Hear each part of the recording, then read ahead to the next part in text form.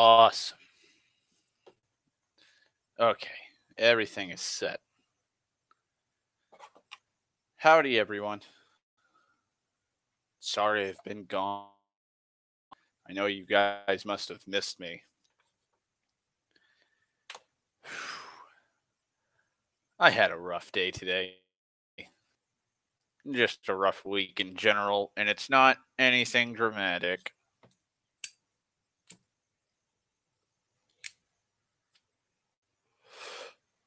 Well, yeah, it's been dramatic. So I'm part of the Night's Watch here in New England, and we guard the wall. And the heat has just been dying, just fucking killing off the cattle and the aurochs and my fucking brothers of the Night's Watch. We've been dealing with wildling attacks. It's just been an awful summer. Can't wait for winter to come back. And today was the hottest. It was so fucking hot. I was getting flashbacks. Let me grab my lunchbox because I still have my snacks and a drink. Ice cold. Awesome. Let's see. Indeed, a prequel Insane Man stream.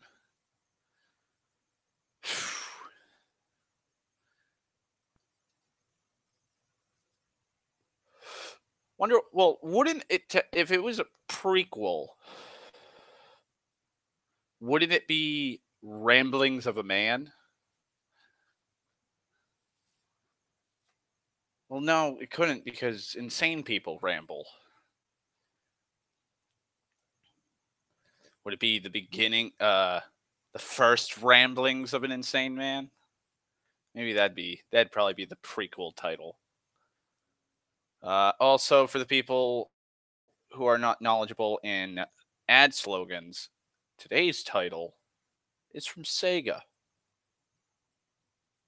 Just remember that. Sega made that fucking ad. They said, yeah, put that in the newspapers. Put that as our advertiser. Get them all fucking, get it plastered on posters. The more you play with it, the harder it gets. There's no way anybody will take that, in a different direction. But they're trying to be edgy and cool and hip.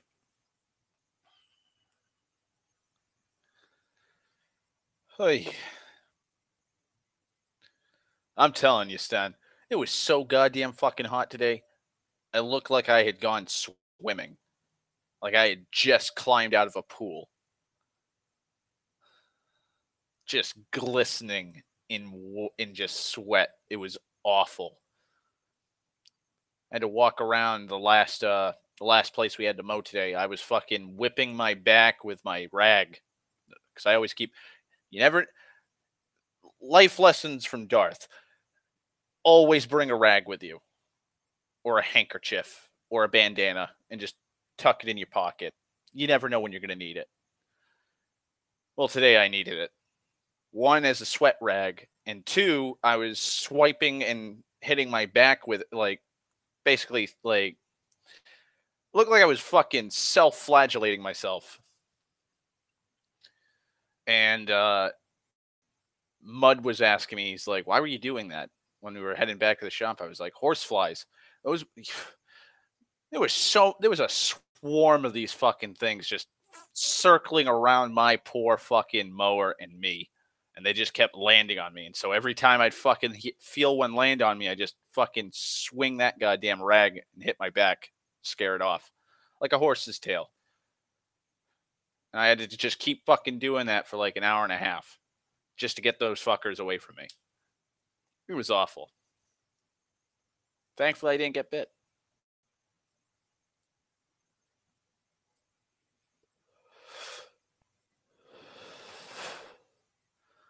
But yeah, I wanted to bring some topics up. What were those topics? I know I wanted to talk about D&D. because I was having a disagreement with Josh the other day, and I was like, "No, no, you're wrong." And also, I just wanted to fucking probably regurgitate the shit I always say about D&D. Um, Probably talk about my opinion to D&D now, and then we'll go into pessimistic mode today when it comes to D&D. Also, pessimistic mode for Lord of the Rings. Hooray! Because I don't stop talking about that fucking shit. I never stop talking about Lord of the Rings. Ever. That and 40K and to a lesser extent Star Wars. I've actually really toned down on the Star Wars lore. Oh god, no. Don't like my father wanted to take the dogs. I was like, "Nope, keep the AC on. It's supposed to be like 90 today with 100% humidity. Those dogs will be dead by the time you get back from work." But yeah. So first thing, well, I wish I could like I'm tired. I'm lazy. I don't want to use any like system or program to fuck. I kind of wish I could just put like a very pessimistic picture up, like some sad onion knight or a hedge knight that's really bad or really upset or uh demoralized, just sitting there. And I just put it up. I'll figure something out when I finally get like when I finally start fucking editing and I don't even want to think about it. So I'm kind of I'm not done with D&D. I'll never be done with D&D. Never. I'll always like D&D. I'll always want to play D&D. I'll always work on I'll do theory builds to pass the time or when I'm bored or lazy or depressed or like I'm working on my lore. Uh I was actually going to start working on my lore when it popped in my head. I was like, I should do a fucking stream and just ramble for a bit. Get it all off my fucking chest.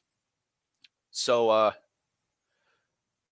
yeah, I'm not done with the D&D, but there's a lot of gripes I have with D&D. And looking back on it, part of it is my fault, and this is going oh fuck, 5-6 years. A lot of the D&D campaigns I've been in recently, and again recently being like 5-6 years, but partly my fault, partly my fault. Other part is other players and DMs, and it's nothing, it's nothing too bad per se. I gotta shave. I just got out of the shower, so I'm waiting for my beard to dry before I fucking shave it off. But yeah, give me a second.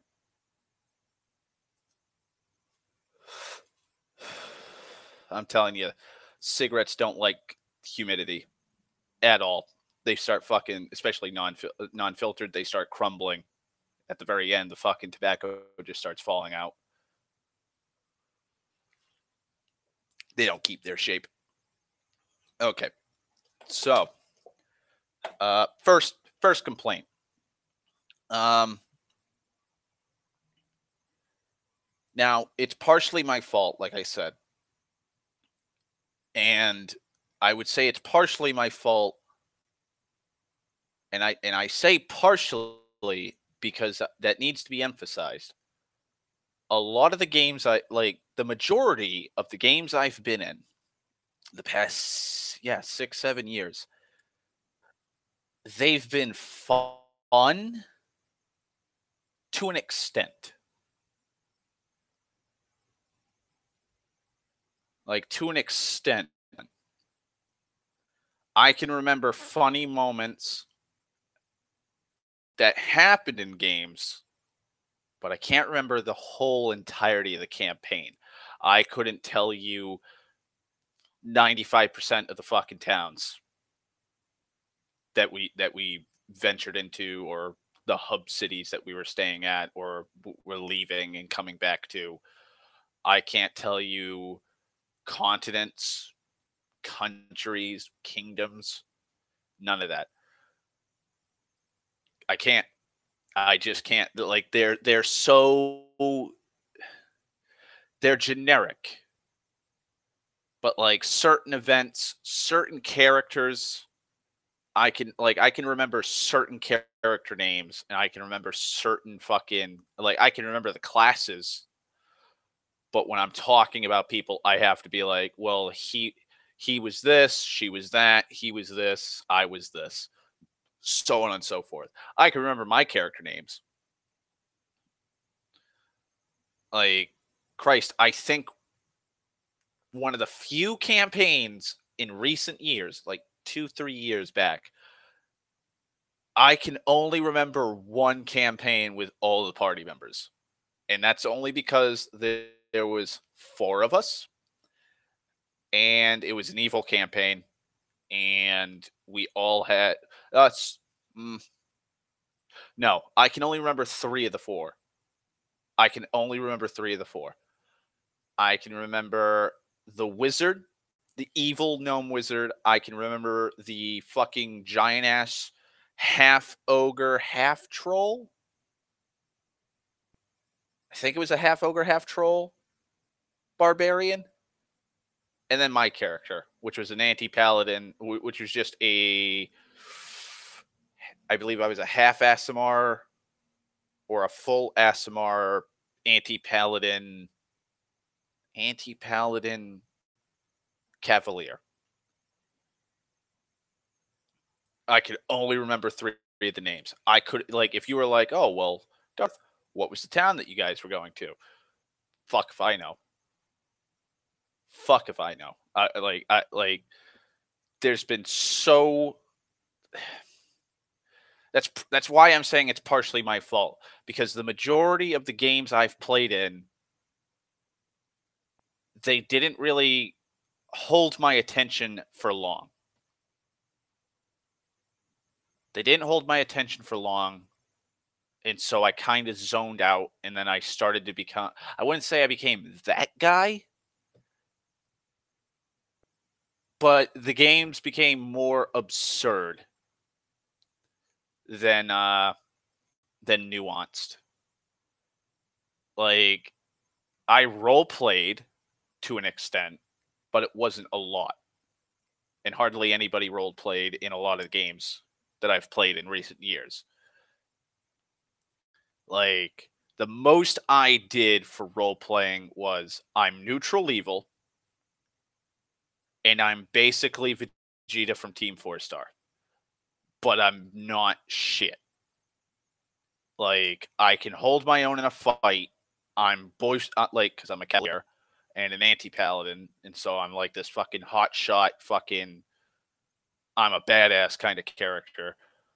But like, I could hold my own in a fight. I had a fucking wyvern as a fucking mount, and before that, I had a nightmare, and I would just boast.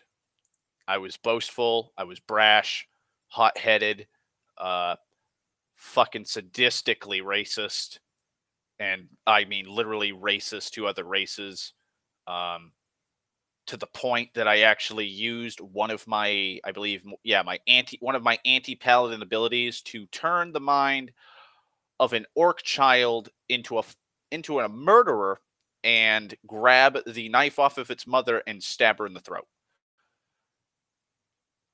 Because I knew if it killed its mother, it would not be able to survive. So that's two orcs left, like two orcs out of existence. That's two less orcs, like, living. That, like, I was just a sadistic fucking asshole. And I just wanted to fucking just basically, I wanted to kill my father because I was a bastard child, and so I wasn't, even though I was the oldest of the two, my brother being, his rightful heir. Uh, I was discarded as just a bastard. I'd have no titles, no fucking claim to the throne, and so I wanted to kill my father for what he did and how he treated me. Brutally, and I had it all planned out. I was gonna fucking strangle my half brother in front of him.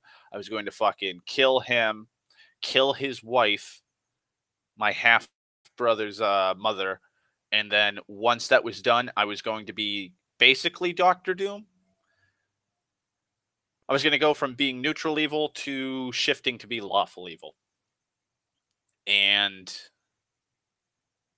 yeah, like I just fucking no, wait, no, I wasn't neutral evil. I was lawful evil because I think you have to be lawful evil to be anti-paladin. But then it doesn't matter. I was fucking evil. I was horribly evil, and basically, once I was going to take over the kingdom, I was going to bring order to the land, and I was going to be the most just ruler it had ever seen. Like, yeah, okay. So Sten remembers the character, and like, I had everything planned out. I was getting everything prepared. Like, Christ, I think I was level 11 or 12 at the time. So I was pretty and we were just stalting. So we were getting we were leveling up both classes at the same time. So I was level 12 anti-paladin and then a level 12 cavalier. So I was essentially a 24th level character, and everybody else was 24th level essentially because they were just stalting too. So like I was all set, ready to go. I was gonna fucking just lay waste single handedly with my fucking wyvern. Was not gonna deal with the town guards. I wasn't gonna deal with the fucking person like the royal guards. None of that. I was just gonna fucking break through the keep, slaughter as many fucking people like any obstacles that came before me. I was just gonna slaughter them without any hesitation, just so I could get my hands on my brother, his mother, and my father. And then I'd just be like, I'm king now. I was his firstborn. I may be a bastard, but I have the biggest claim to the throne. And so I just fucking I'd be a just ruler. I'd take care of the people.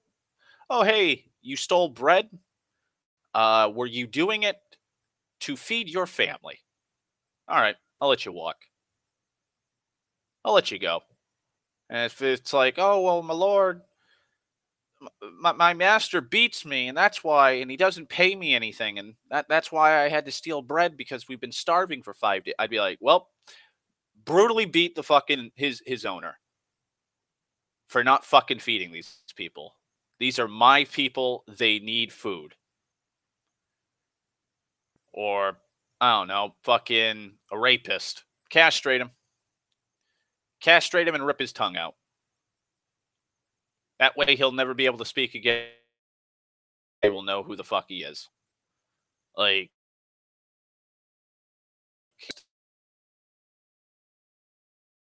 kill anybody who's caught. So I'd be leaning more towards lawful than evil, but I'd still be evil. I'd still be planning shit. I'd be like, oh yeah, we'll poison this fucker. Oh, this noble's trying to, muscle his way into my poison him. Send out an assassin to poison his ass. Kill his firstborn. Let him be reminded who the fuck he's dealing with. And then if he has anything to deal, and if he has any problems, he comes to me. If he attacks any of my people or burns down a village or anything, there'll be hell to pay. And game kind of just fucking nosedived.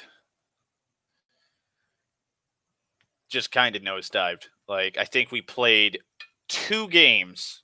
Like, we did a time skip, and we completely skipped over like my whole character arc I wanted to do, which was, fucking kill my family. I had to skip over that, and we time skipped to the point where I had already taken over the kingdom, and I had been ruling for a couple of years. and then a giant fuck off chunk of adamantine lands in the center of my capital city and fucking destroys my kingdom. Yeah, like it, and so like that was it. That's how that campaign ended. Then there was a campaign where I was a bounty hunter, and the game was just so fucking so just so absurd with the plot. Like I just couldn't get into it, and so I just became a comical bounty hunter, like a horribly incompetent bounty hunter who was just like, let's keep racking up the gold on this one guy in our party and just putting all the blame on him.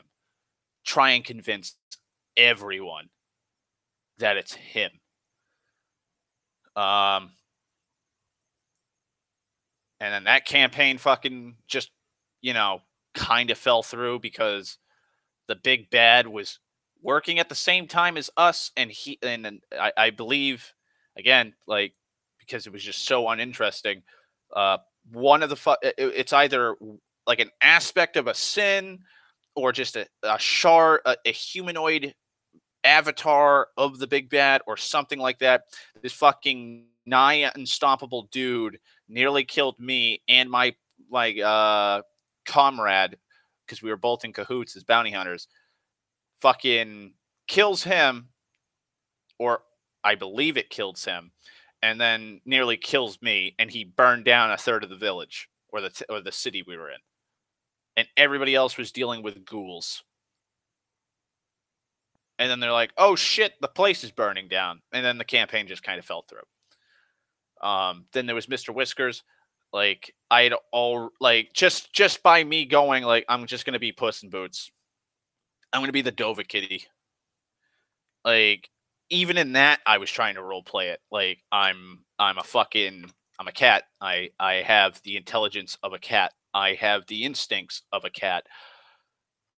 Like I remember a few times getting yelled at by a few of the party members because of me being a cat. Like God, we were fucking. It was a Kingmaker campaign. Uh, fuck, I can't even remember I can't remember the kingdom's name that we made up.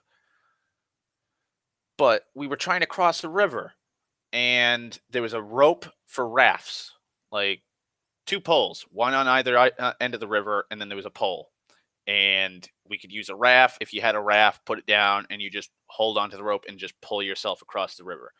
And we didn't have a raft, and so everybody started arguing. And this is one way to fucking just knock me out of a game is when people start arguing pointlessly.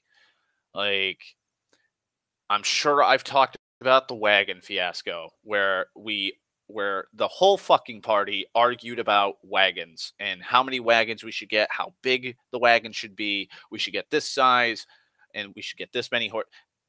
It went on for like 2 fucking hours where everybody was just arguing, and I just zoned out, left the muted myself on Skype, walked away, started cooking, came back. They were still arguing, and I just sat there eating. And so, like, everybody was arguing on, oh well, I'm a water oracle, and I can use water. I have water magics, and so I can make everybody walk on water. And oh well, I'm a wizard, and I have dimension door or fly, and I could pop that off, and everybody can fly. And so I was just like, I just told the DM, I'm just gonna fucking tightrope this. I'm just gonna tightrope over this fucking like onto the rope. I'm a cat. I'm really fucking small. I'm really light. I have plenty of acrobatics as a skill. I'm just gonna tightrope. And so he was like, "Oh, okay, roll." And so I rolled and I hop on, and the Oracle proceeds to scold me as Mr. Whiskers for just jumping in blindly and not even like telling them what he was planning on doing or even agreeing to one of the plans. And she told me to come back, and I just was like, Mr. Whiskers just shakes his head no, and he just keeps on it going. And I got over there onto the other fucking side, and I started searching around like the ruins of, I guess, the boathouse, and everybody else was still on the other side of the fucking river. And then finally, like, the DM's like, okay, all of you just go there. Just wanted to move along. Like, I started, like, I cheesed the system in that game. I started just, like, I was fucking around, both for comical effect and because that's my character. Like, when we snuck it, when we were scouting out bandits at a bandit camp, I snuck through. I just succeeded at sneaking. I think I took off my armor and I just went on all fours. So I was just so I just looked like a feral cat. And I just was like, I'm gonna go into the fucking wagon and climb in and see what they got. So I started climbing through and looking at everything. And I found a couple bottles of booze and some fucking knickknacks and stuff. And I was like, all right, well, I'm gonna just light it on fire. I'm gonna take what I want and just burn it. Well, why would you do that? Because I just don't give a fuck. Like, I'm a cat. I don't care. This isn't my property. I can, like I literally saw a barrel that was open. If I fit, I sit. And so I sat there just looking at, like, just sitting on top of bottles upon bottles of booze, just looking at them, being like, oh, I'll just put a couple in my backpack when I get back. Oh, look at this. Some of this. Oh, some flasks. Oh, that's nice. Well, I have my share of booze, and I have my share of what I wanted out of this wagon. I don't want anybody else to have it. I burn it. And so I set a little fire, and it fucking tipped them off, and so they started running over there, and I was able to fucking sneak out. They didn't know that. Even if they saw me, they'd be like, "Oh, a cat." Like, they're gonna focus more on the burning wagon than a fucking stray just wandering around the woods. So I came back. I was like, "Yeah, there was just a bunch of fucking loot that they had been taken from caravans. I burned it. Didn't do that much damage to the wagon, but I burned some of it. There's some pelts and some booze. See, I got some booze. And I put my armor on and left. And I was like, you know what? He's not that strong because he's a cat, but he's really agile. I'm just gonna make him a full fucking dex build. I'm gonna make him he's just gonna be a little brick. And I did that. But, like, some of the shit, like the story was okay, but then again, that was a module. It wasn't like a homebrewed, like, off the top of your head kind of campaign. So it was kind of moving, and, like, I could still remember a lot of fond memories and a lot of funny moments that happened in that. Like, the time I had to force it, like, I made a distraction by gathering all the strays in our capital city and having an orgy outside the house we had to break into just to distract the guards, and it worked. The time I critted a fucking Drake's wing after being thrown by a fucking dwarf that had turned giant sized. The time I fucking bluffed my way out of being smashed into fucking jam by a troll because I just went meow and it confused them. And I'm just standing there with a sword in my hand covered in fucking plate armor. And they're like, oh, okay, it's a cat. And just walked off.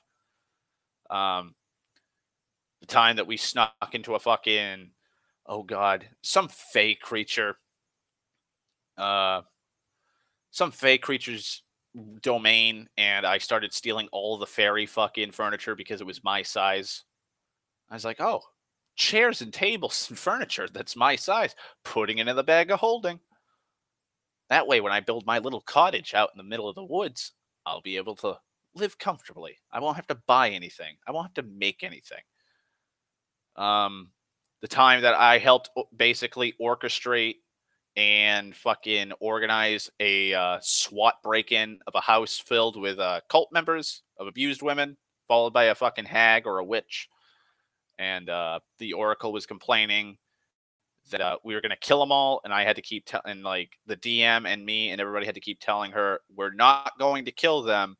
Darth has told us all, like, Darth has spent, or we all spent our cash on basically flashbangs and sticky bombs, which are basically thunderstones and tanglefoot bags. And we just fucking surrounded the house, threw all our thunderstones through the windows, and then I banged on the door and yelled, police, search warrant. And then fucking we kicked in the door and we started throwing tanglefoot bags left and right, just incapacitating and deafening everyone.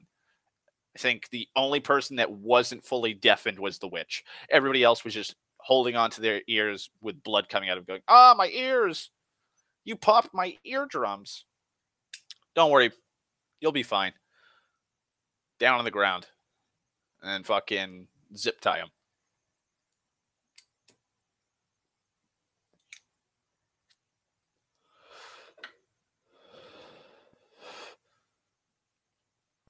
But yeah, like I can remember all those, but it's just I don't know, just I feel like it's disillusionment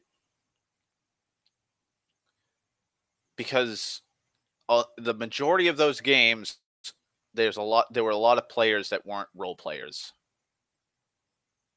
and I've wanted to be, I wanted to go back, I want to, and wanted to, go back to my roots of role playing, like having a DM that talks about the ambiance, scenery, characters, describing the characters, putting down well established NPCs that have detailed backstories to their characters, nuances.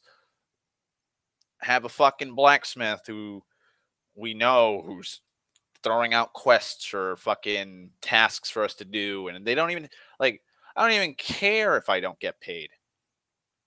If he's like, "Hey, I'll throw you guys 35 gold pieces because you're hungry and cold, like middle of winter, you guys don't have any food and you don't have lodgings. You guys help me get just sort out my shipment with the dock hand." Like the harbor master's fucking over my iron ore shipment. Like I got the coke and the coal that I need for the furnace, but I don't have the ore I need, and he won't give it to me because of some fucking logistical fucking loophole. Because he found a guy that's trying to get an iron ore shipment or something, and he's gonna pay double the price of me, but I've already paid the guy. Like I'll throw you guys 35 gold pieces, and you guys can stay in my loft or in my fucking my hall or living room quarters or something. You just be like, oh, okay, yeah, that's fine. And then we get to know him and his wife and his children and stuff. And then he fucking like I don't know, coming down the road a couple campaign missions later, be like, hey guys, got some problems. Like King's kind of fucking acting weird, and he's grabbing people. He's talking about some kind of like he's a completely different person, and it just started cropping up like a month ago, and he's kind of closing down. He's tightening his grip on who comes in and out. Like, can you guys check this out? And he sends it by a note or something. We go and we go onto this big fucking story arc of dealing with a fucking imposter king, like a doppelganger or something, or a bar guest or whatever. And it's like, thanks, blacksmith buddy. And then like, oh hey, like my daughter got kidnapped, and like just shit like that. Just make you like make it so that the party will be like, well, fuck, we need to find like a master blacksmith, like a legendary blacksmith who can make like the most powerful sword imaginable. Who do we know that could probably give us a lead? Oh, hey, blacksmith buddy. He's part of this guild, and his family's been like 6, 7 generations back. He's like his family goes owning that blacksmith's forge, and he's been working in the city since they've been around there since it was a town or a village or a hamlet, and now it's a fucking metropolis. So they've been around the block. They're one of the most respected like craftsmen in that district. Let's go back to that town, meet our old buddy, and be like, hey man, I'm trying to find a guy that can repair this broken ancient sword. Like, do you know of a guy who could do this, or do you know the guy who made this sword? Like, do you know this insignia? Is he still alive, or does anybody still use this? And he'd be like, oh well, I know a few people. Be like, awesome. We've built up a rapport with this man. I'd like that. Instead of, yeah, like, you meet this character, and this character is just like, yeah, here, bomb this fucking building, or go to the docks and blow up this ship, or uh, go to this fucking ancient wizard's academy and I don't know, fucking grab me some magical loot, or go here to go through these mountains into a fucking desert kingdom that's ruled by a Cthulhu, like a Lovecraftian king. But don't go into that area. Go into the mountain range that divides these two regions and just kill me a magma dragon because I want a ring or a pearl of intelligence +2. And it's like, I don't even know who the fuck you are. I don't like I have no connection to this character. It's like Skyrim. I can't even say Skyrim because at least Skyrim has some memorable characters. Fuck, what would be a bland fucking It'd be like yeah, it'd be like it's like a Bethesda game. I have to default to that. It's like a Bethesda game.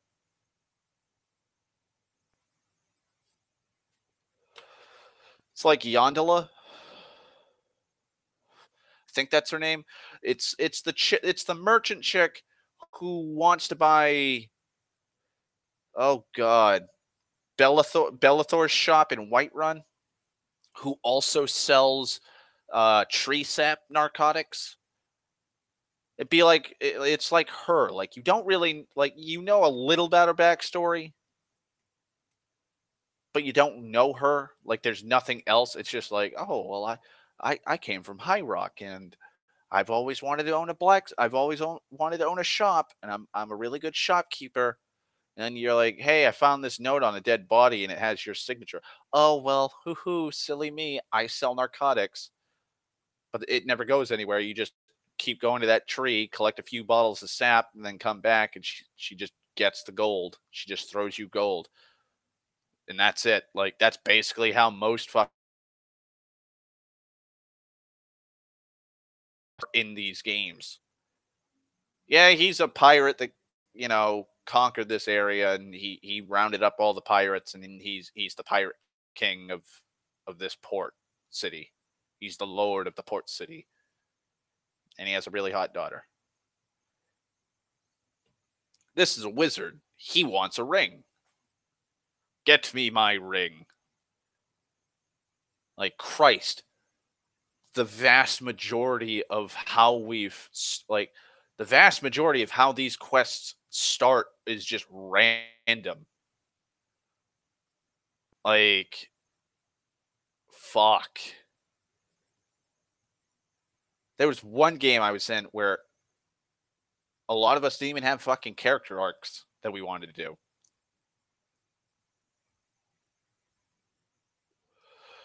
The paladin wanted to save his wife, who was kidnapped and brought to another dimension or realm because she was from said realm. Uh, we had a guy who wanted to be a pirate who wanted his own ship and to sail the seven seas. And then I was the ranger. And I was just like, I want to be a ranger. I want to be left alone in my wood. And I want to I want to guard my territory, like the territory I've been sworn with my kind. And like, we got wrapped up into a fucking apocalyptic ending to, like, we fought against a vampiress who had a magical orb, and then a fuck off demon like Sephiroth character comes out of the void and just is like, this orb is now mine. I've killed the big bad. Also, I'm just gonna fucking lay waste to this world after I collect the rest of the Infinity Stones. Bye, and then just disappeared. And we were fighting boogeymen after that. And it's like, how the fuck did we get into this? Like, we just went into the fucking undercity of this place because, like, me and my ex were fucking just, tree hippies. And then we met up with the paladin. The paladin's like, yeah, I've been looking for this city. Oh, it's this way. We'll lead you to it because we know the route. We know the quickest route through these forests. It's very dangerous to be alone. And then we met up with a fucking, I think, a half orc cleric, the pirate, and then the fucking, oh god, think it was our think it was a kobold fucking thief or whatever. I forget, or alchemist or whatever. Like, we encountered them just at the gates because the whole city was barred off because there was an undead infestation. And then we went to uh fuck. I don't know if I somehow knew the knowledge or the pirate knew or somebody, one of the party members just magically learned that, oh, hey, we can just go through the sewers and smuggle our way through. I think it was the pirate because he took smuggling as one of his rogue traits or talents because we were also gestalting at the time because I was taking Ranger Rogue. And so, like, we snuck through there and then we found undead monsters, killed undead monsters, and then we climbed out of one of the manholes and we were in the city. And then like we somehow got a butler and like a fucking like the Bat Cave. Like we got a mansion that was basically Wayne Manor inside the city on a bus. Like picture Sherlock Holmes apartment building, but we also had like a Bat Cave underneath. And it wasn't a cave, it was like this really fucking spacious basement where we had a literal fucking incinerator room. And like Alfred was a part of it, and like we had our own butler, and then we had then there was like two factions, like the church, and then the fucking like the Inquisition from 40K, and then we're dealing with fucking tracking down a vampire, and then the vampire one like then we go off into the woods, and then we're fighting giant fuck off mutant demonic spiders from the warp, and we barely survived that, and then we're like fuck this, and we had to find a magical fucking hammer for reasons after the, like not Thanos took the Infinity Gem from us, and that never went anywhere because the campaign fucking just sputtered out.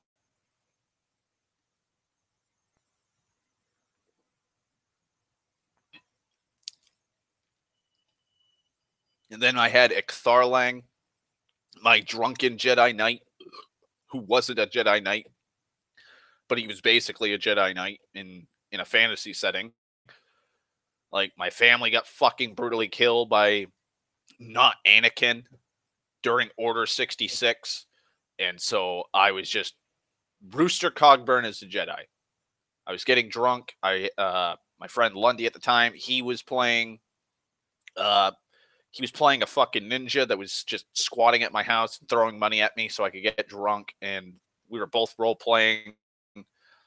That's probably one of the most role playing we've done, where I was just really drunk and I was just playing the part of a cheap, miserly drunk who just did not want to be part. Like I was just completely abhorrent to the idea of going on a quest at all. Like I just wanted to sit in my shack, getting drunk, splitting wood, and selling the wood so I could make money and turn a profit. I was so fucking defeated. I was Logan. I was so defeated. I didn't want anything to do it. And so like we just somehow started fucking like oh god, what was it? Oh yeah, some monster, some demonic entity jumped out of the warp and started killing townsfolk while we were at the tavern because the the fucking kobold and a talking dragon from our bounty hunter game, which fell through. They stumbled upon my shack with Lundy, and we brought them to town because I wasn't going to let them squat in my little shack. I already had a squatter, and I didn't want anybody else there. And then we started walking, and we found a crypt, and the crypt was just there. And me and Lundy had never seen this crypt in the woods for as long, especially me, because I had been living in the woods for fucking God knows how many years. And Lundy's like, I've never seen this place before when I've been walking through these woods for ages. And so like we went to town, and then we had to look for a a scroll or a wand or somebody who could cast fucking magic so that we could go in, because it had advanced darkness in it and we couldn't see because of how dark it was. And then we went in. The kobold died because uh, Napalm didn't want to fucking play as his kobold character or whatever, and so and ripped out of him by the demon, and that was it. And then we left, and then the fucking crypt just disappeared. And then we started going on a quest to collect the Infinity Stones, and we started heading northwards. And then we got attacked by demons, and so we had to go back to the town. And that was right when the campaign fucking sputtered out again, because apparently the pet NPC decided to just completely uh, blow my cover of being like, "Oh yes, you're part of the Knights Order, this Jedi Knights Order I've heard about, and oh, I know the traitor, I know who not Anakin is. You need to rise up. The Dark Knight rises." And like my character was having a PTSD moment because I didn't want to remember that, and then bam, like campaign sputtered out. And like, I'm not lying. Like, that's how most of the campaigns with a couple of DMs was like, where it's just demonic entities from the warp, anglehounds, and homebrewed demonic things, and just weird, just really weird. And so, like, again, like it wasn't really about the role playing. It was just slaughter everything. Like there was no quarter for anybody. There was barely any development story wise, really.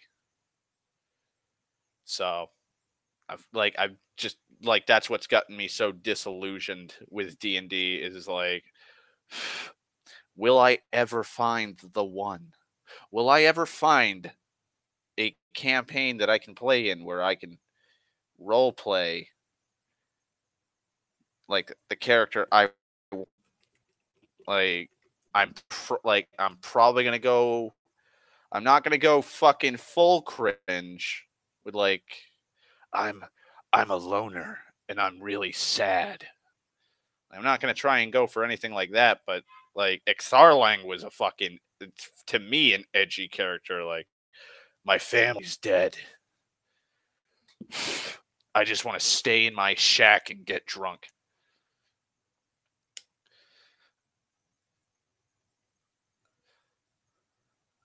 Like, how about an RP in general? It depends. Like it really depends. Like if it's a setting that I'm interested in, then sure. Like I did many moons ago when Fable 2 had just come out, and Fable 1 and Fable 2 were very well beloved by the community. I was in an RP forum for Fable where I played a fucking bumbling farmer who became a hero. Like, I was like, fuck the Heroes Guild.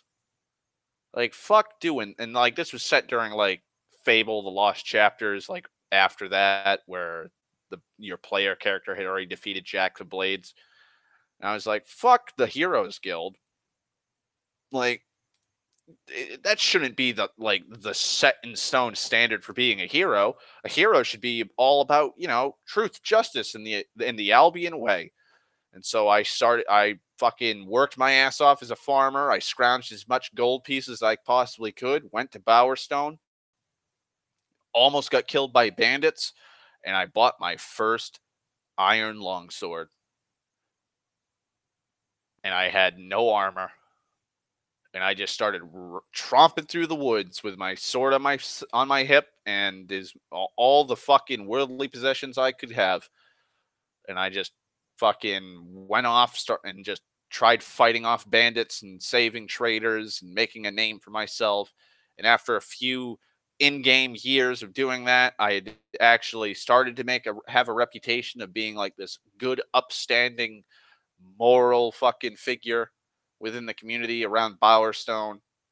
and then I had earned enough money from doing little fucking petty shit by like escorting traders through certain dangerous areas of Great Wood or near Bower Lake, fucking that kind of shit that I had amassed like I don't know like 700-800 gold insane for a farmer, and so trying to save up so I could get some like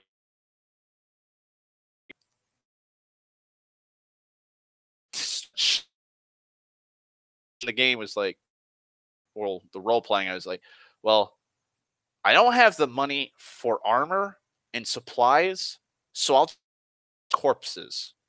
I mean, yeah, it's kind of shitty to do, but they're dead, and someone else is going to find it and take it, and they may be a bandit in the midst. They might be an up and coming bandit and be like, hey, there's a dead dude with a sword and fucking a little bit of armor. So I was wearing like fucking leather armor at the time, and I was like, yeah, fuck this. I want some chainmail, like something substantial for armor. I don't think I'll ever be strong enough to like fully utilize plate mail, but I could utilize chainmail. That'll stop arrows. That'll stop a good like I'll be bruised and probably get a few broken bones with a sword or an axe hit with chainmail, but I won't lose a limb. And like I just fucking role played that until I had fucking become a well established heroic figure. And that was basically all my character, like my whole character arc, and that was it. And like I remember a game where oh god, this is going way back. Serious Mind was going to host a game for Pathfinder, and I think there had already been one session played, and he was like, "Yeah, we're going to need some more." And I was like, "Oh, I'll play." And I was going to basically do that same character from Fable. I was going to be a farmhand who had heard like who would like at night after he was done working on the farm that he was a farmhand for. He would go to the local tavern, not to get drunk, not to eat, just to sit around and just talk to travelers and talk and talk and talk until like he only had like 2-3 hours worth of time to sleep. And he just hear about all these tall tales of like, yeah, I fucking, I smashed in an orc's head with my bare fist, my gauntlet covered fist, because like I don't know, I swung my sword at him and the fucking orc boss fucking just bit and broke the blade, so I had nothing but my bare fist to fight him. And it's like, oh wow, you're so cool, senpai. I want to be just like you. And so I fucking saved up as much cash as I could make and fucking I was gonna be like I think villager 1. I think everybody was like level 2 or 3 at the time. I was like, I'm gonna take 1 level in villager or a commoner or something like that. And the next level, like my second or third, like my second and third, or just my second level will be fighter or whatever class I saw that was like adventurer. Like you're just a humble adventurer that just wants to wander around. And I was just gonna be like the fucking the fresh recruit of the group. Like barely any knowledge in anything. I was barely gonna have anything. Like the only thing I know is probably farm work and like how to deal with people. And that game fucking sputtered out before I could even play.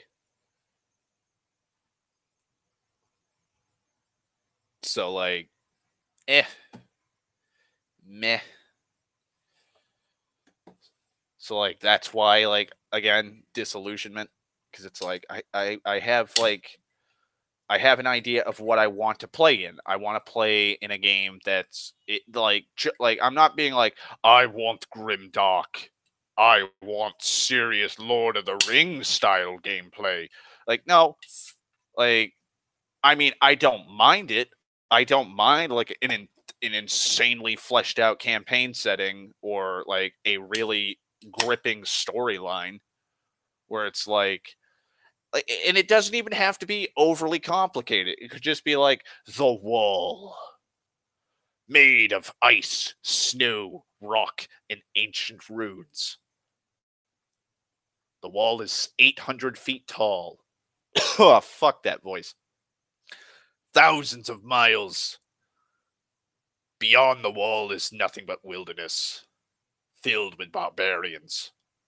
And there's a man, Mance Rider, who wishes to conquer the wall, climb over it, break through, and lay waste to the southern kingdoms. Like, there you go. Like, that's fine. I'm totally okay with dealing with that. Like, if it took, like, if I played in a campaign setting and it took us 6 months in real time, and, like, say, playing a session every week, so, like, 4 times 6, like 24 sessions, and then we finally, and 24 sessions at, like, I don't know, 4 hours a pop. So, like, 4 days of hardcore playing, and, like, and I mean everything works without a hiccup.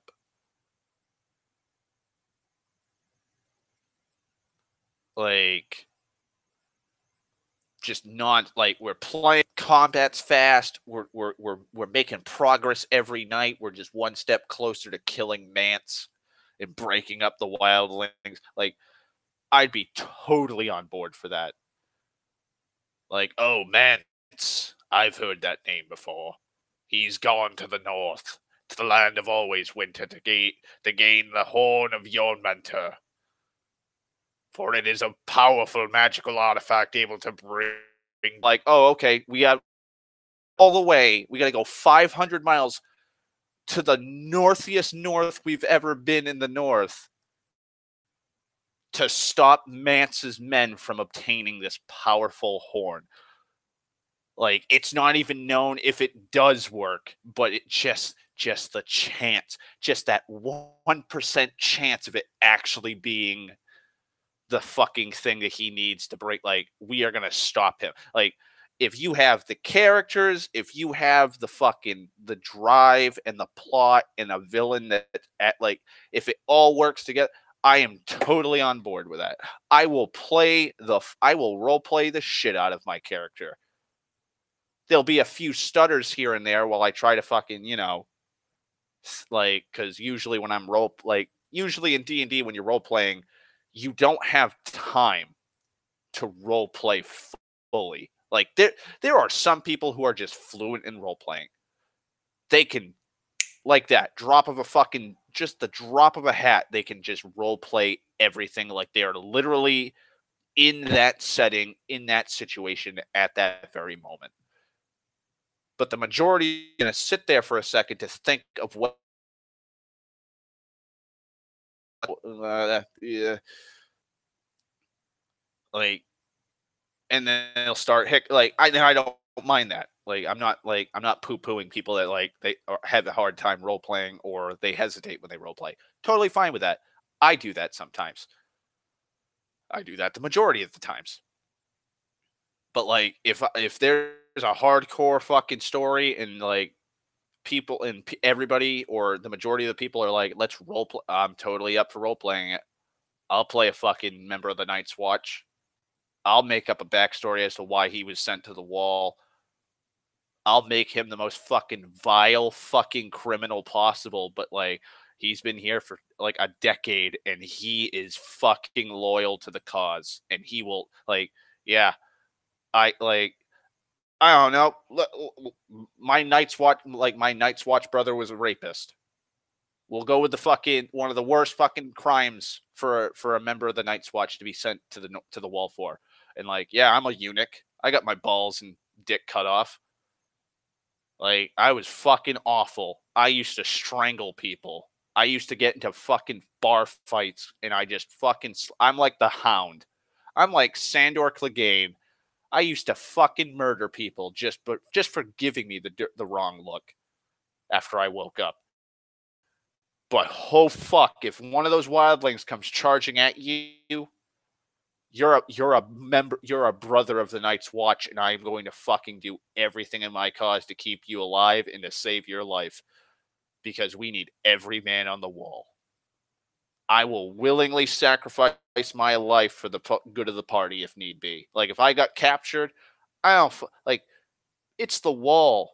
Who you were south doesn't matter. It's who you are now that matters. I ain't no bitch. I ain't no punk ass bitch. I ain't gonna snitch. Snitches get stitches. Kill me, Mance. Bash my head in like Gallagher does to watermelons. I ain't telling you where my brothers are. Squish. Well, looks like you're dead, Darth. Do you want to roll up? Like, do you want me to change? Nope, don't change that. My character died the way he lived, with honor among the Night's Watch. I knew this day would come where I was going to get caught eventually, far beyond the wall during arranging. I'm fine with it.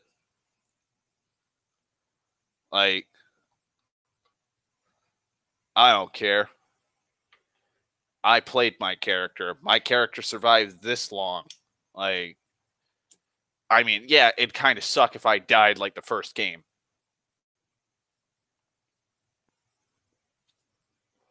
Then I'd be kind of bummed. Probably because of myself more than like the DM. Because it'd be up to the rolls.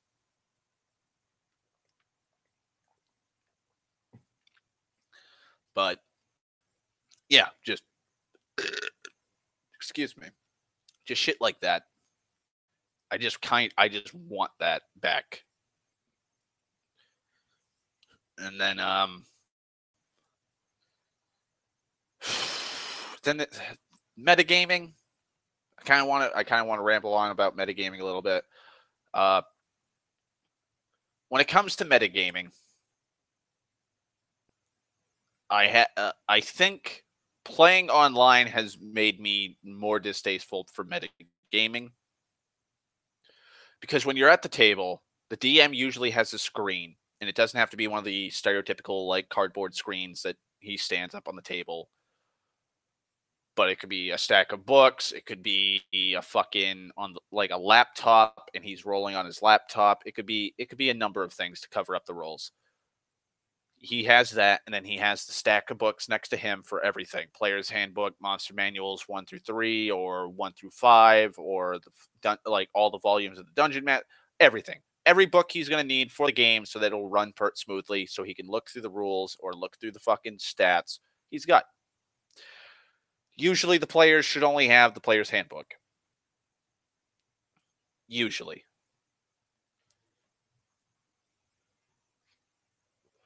Like for me, I have 2 copies of the player's handbook. Because back when I was playing in person, what I would do is I'd be like, I have my player's handbook for me, which is my personal book, and then I bought a second copy and I just put it in the middle of the table, unless we had a battle map or a map laid out so that they know where the fuck they're going. But there'd be a player's handbook next to them on the table. I'd be like, that's for everybody to use. So if somebody wants to look up the rules for like a spell right then and there, or they for like what they're going to be doing, it's there. It's a reference. You guys can be able to reference it. What I don't like, and again, this is more to the internet age, where playing online kind of makes D&D less fun, is meta monsters. Like, oh yes, it's 8 feet tall with onyx colored, almost black marbled horns. The face of a bull stares at you, but the bull's head is on a human body. And then they're going to be like, that's a minotaur. And then somebody's going to look it up and be like, oh, hey, it's got an AC of 13 and it's got a 25 in strength. It has 48 health standard. It drops 2,000 XP in loot. Oh, look at this. Uncommon loot for loot generation.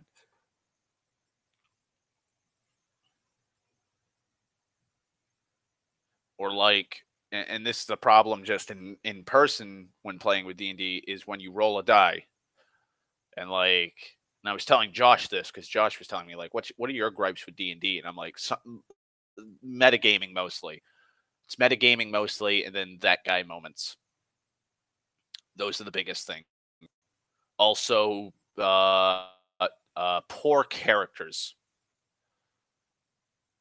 Like, and he's like, well, what do you mean, like metagaming? And so, like, the example prior that, biggest, fucking pet peeve when you roll a die to hit, when you roll a die to hit, or you roll a save, or any kind of roll that the rest of the party will have to do. Like, say you're fighting the Minotaur and you don't know its AC. Let's just say that nobody looked it up online. And we'll count this also as, at the table. Somebody wrote, like, I swing my great sword with all of my strength at that beast. All right, roll the hit. So you roll the hit. Oh, you got a 14. You swing with all your might and you hit it right in the shoulder, and the blade bites into the flesh, and the Minotaur roars in pain. All right, well, I'm gonna be like, well, I gotta roll a 14 or higher to hit, like that. Everybody now knows that this thing has less than has 14 or less for an AC. That's it. I automatically know this thing has a 14 or lower for AC. And say, so, like, the rogue fucking is like, I sneak around the tables and stuff, and trying to keep myself out of the line of sight of this beast, like the Minotaur, while the fighter swings his greatsword at it. And I throw my dagger at him from the side, from his left flank. All right, roll to hit. And he rolls and he gets like a 12.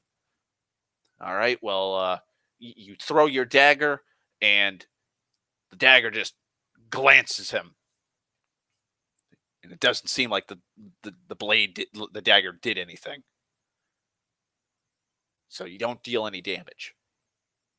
Well, now the rest of the party, before they go in to fight, is like, okay, well, he hit on a 14, he missed, or like he hit it, but it didn't do anything on a 12, so it has to be a 13 or a 14. I have to roll to hit this. And then once somebody hits a 13 and succeeds in a hit, it's like, okay, this thing has an AC of 13. Or like, I don't know. Let's see. Oh, you guys are walking through a dungeon hallway. Suddenly, Ben, as you take your next step on the unhewn tiled floor, the tile your left foot's on sinks slowly to the ground, and you hear an audible click. Roll of reflex save, everybody.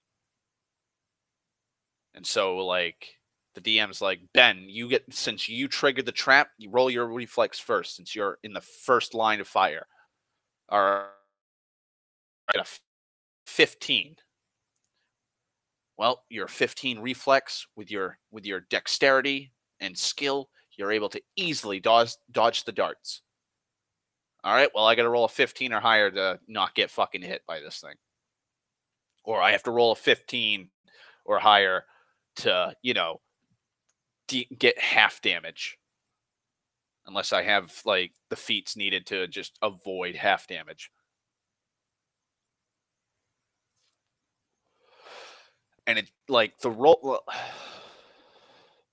it becomes less a role-playing game and becomes more of a numbers game. And, like, I get it. I fall into this trap too as a player. Like, and I'd say more so in the last 6-7 years, with the way I have been conditioned to play in these games, where it's DPS and armor. I need the highest damage output. I need the feats to do all the shit I need to do to bypass shit, and I need the best armor class possible. Like Mr. Whiskers, he had like a fucking 39 AC at, like, what, 9th, 10th level, and his oh god, I forgot his natural I think it was natural armor, or god, it's been so long since I fucking played goddamn D&D. I can't remember fucking touch AC. I didn't even have to look that up. His touch, like my touch AC for Mr. Whiskers was like I think an 18 or 19 or some shit like that. Like it was pretty fucking high, and that's because of like all the shit I had been stacking up. Like I think his dex bonus was a +5, so it was like a 15. And then I had I think a ring of protection +2 or something like that, which increased. I forget what I had, but like I had a really high touch AC. And I went full on that, and I went full on Dex build. So I made a +1 keen elven longsword, so I got finesse, so I'd be able to stack that +5 to my BAB, and then I took all the weapon feats I possibly could to apply on that fucking. So I was dealing as much damage with a fucking small size sword. And with the keen, it was like a 15 to 20 or a 16 to 20 times 2. So if I rolled a 16 or higher, I'd have to re-roll to confirm my crit.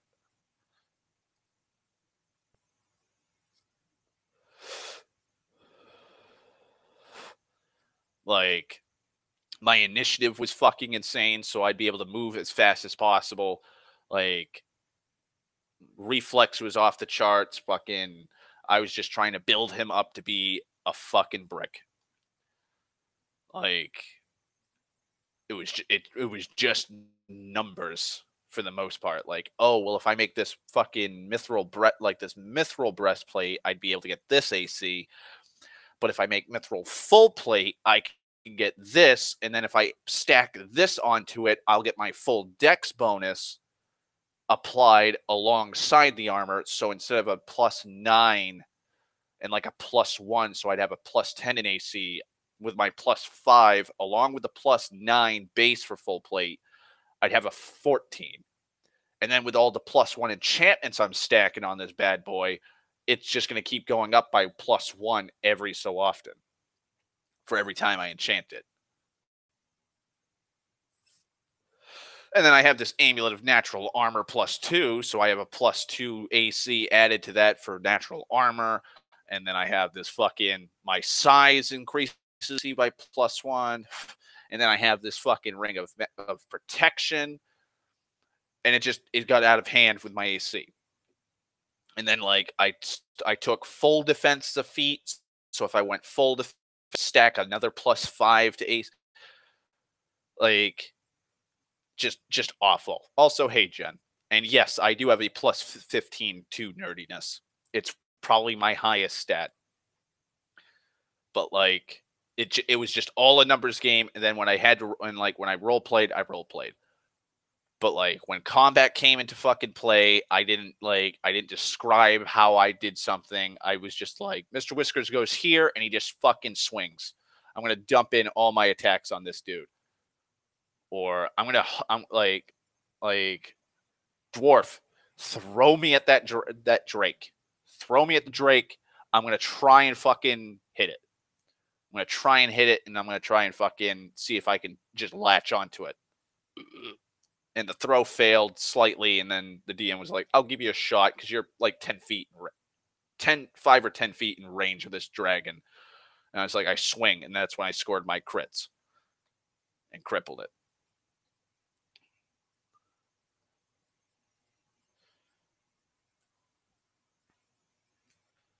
But like, again, like partially my fault because it's like just the climate. I miss the old days.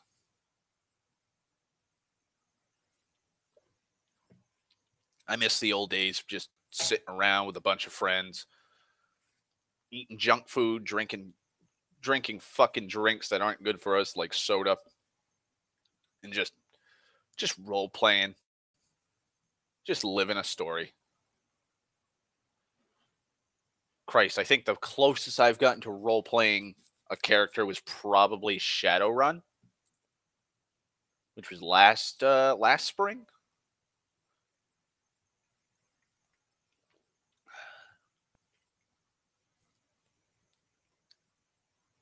I miss that game. And I miss me playing as Mr. Whiskers. I like that character. Fuck Mountain Dew. Mountain Dew is hideous tasting. It's got pineapple juice in it or pineapple soda mixed in. I know there's pineapple in Mountain Dew. No, no thanks. I don't drink Mountain Dew. I've had it a few times in my life, and I'm like, no, I don't want it. Doritos are good though. Uh, mm, I'd say Cool Ranch beats. If you get a bag of Cool Ranch Doritos that have a lot of the seasoning and flavoring on it, it beats out nacho cheese. But if you get a bag that just tastes like fucking normal tortilla chips with a light taste, like a light flavoring of ranch, then the nacho cheese hands down, because nacho cheese always tastes like nacho cheese. And pineapple is delicious, not on pizza or in soda. Yeah, I know what you're RPing, Stan.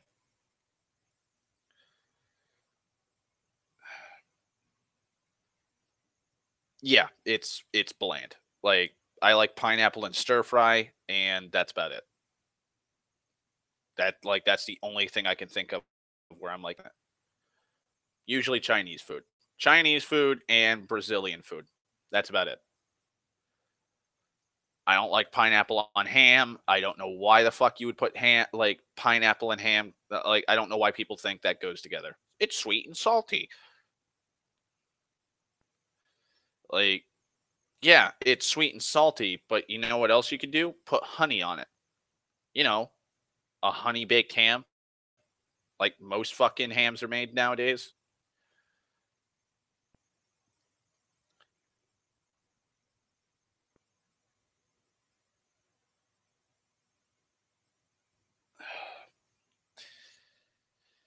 Give me a second. I have a very bad fucking tendency to fucking pick scabs, and I got this bad one that just won't fucking scar up.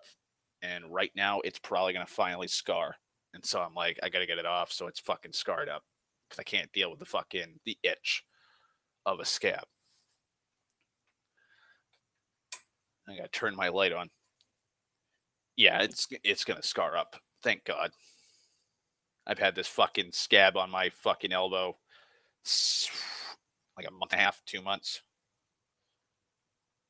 Like my healing factor, like I am like old man Logan now. Like my healing factor is not that great.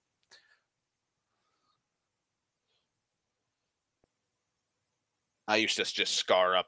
Like that's okay. I got to go on a tangent. That's completely off topic to Dungeons and Dragons. Uh, for some reason, my body has gone through some rapid less than a year, and I don't like it. I think age has finally hit me like a sack of bricks. Like last year, I wore a fucking heat. It didn't phase me at all in the slightest. Didn't fucking do a thing. Everybody kept asking me, "Why do you wear the beanie?" Keeps the hair out of my eyes, and I can use it as a fucking uh, sweatband for my head. Yeah, I'm going through male pattern menopause. Sucks. Shouldn't make fun of people going through menopause, Jen. That's just mean and rude. Why do you got to be so mean to me, Jen? Can you believe that, audience? Jen's picking on an elderly man suffering menopause. What an awful human being.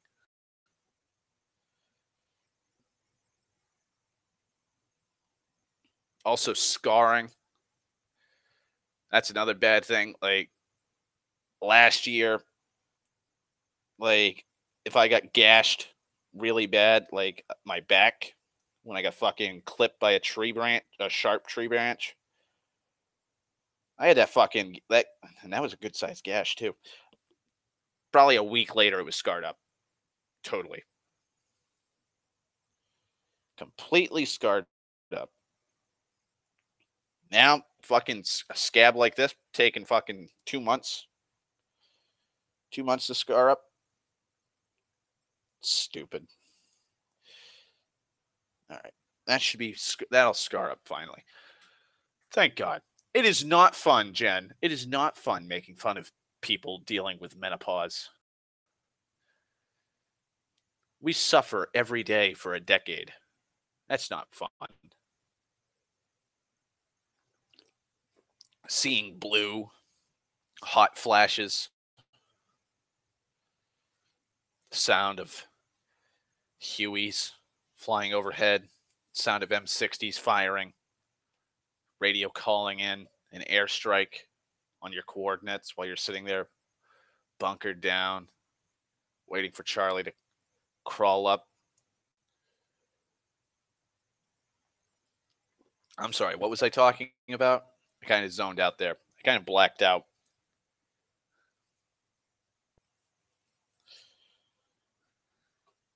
Jen, I'll have you know, not only are you making fun of an elderly, frail old man, but you're also making fun of a frail, elderly old man who is a veteran in Vietnam. You should be ashamed of how just how unpatriotic you're being.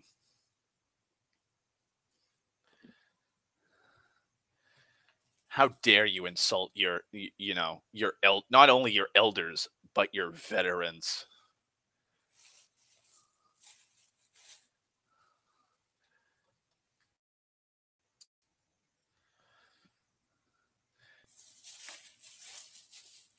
Well, Jen, the last time I talked to you, apparently I'm chubby,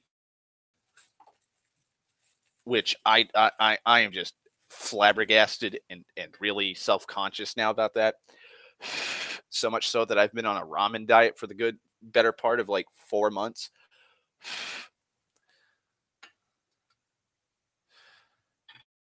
Wow. Did you just assume my age, Jen? Triggered. Triggered. Ladies and gentlemen, not only is Jen insulting a Vietnam vet through May,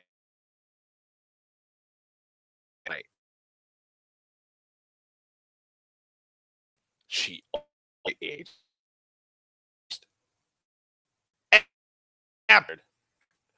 100%.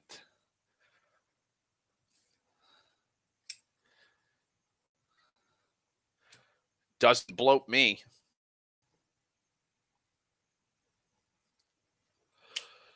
This is what my diet has consisted of in recent months. And the farthest back I can remember is May, because I'm not going to sit here and actually go, what did I eat? What did I eat back on April 11th? I'm just going to think about like the general things I had. Packet of chicken ramen, then go to work, then don't eat all day, come home, eat a packet of beef ramen, go to sleep. Next day, wake up, have a packet of beef ramen, go to work, don't eat anything all day, have a packet of chicken ramen, go home, wake up, have a packet of mushroom flavored ramen, go to work, don't eat, come home, have another chicken, and mix a mushroom. Go for 2 packets that day. That's my cheat day, and then so on and so forth.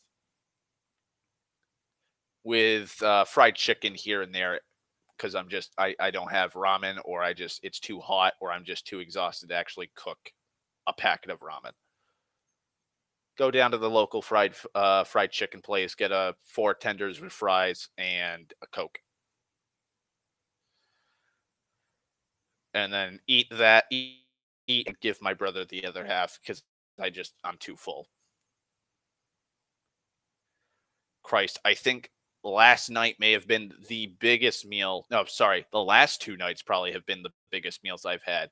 I made homemade broccoli cheddar rice, which was 4 cups of rice, or I think it's like a pound and a half of fucking rice with cheddar cheese sauce and broccoli.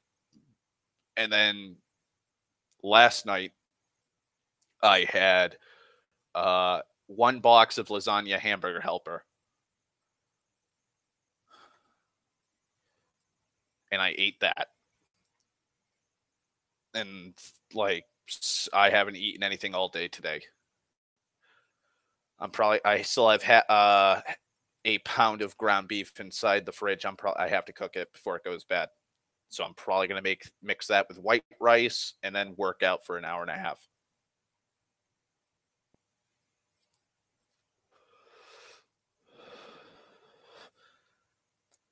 Ch- What do you mean you're still amazed I can eat a pound of anything? You do know that a sandwich, I think a 6-inch sub from Subway is like a half pound, right? Like eating a foot long from Subway, like just anything off the menu, like not even making your own sandwich, it's like a pound of food. Christ, a 20-piece nugget in a medium fry from McDonald's is probably more than a pound. Pound is not that much, Jen. Like I think a pack of cigarettes is like a quarter of a pound. I am human, good ma'am. I don't know. I was gonna go good sir, but I don't want to assume your well, technically I did assume your gender. Whoops. Boy, am I rambling off topic from my pessimistic D&D stuff. What are you looking up? The weight of a pack of cigarettes or the weight of like a Subway sandwich or the weight of a 20 piece with a medium fry from McDonald's?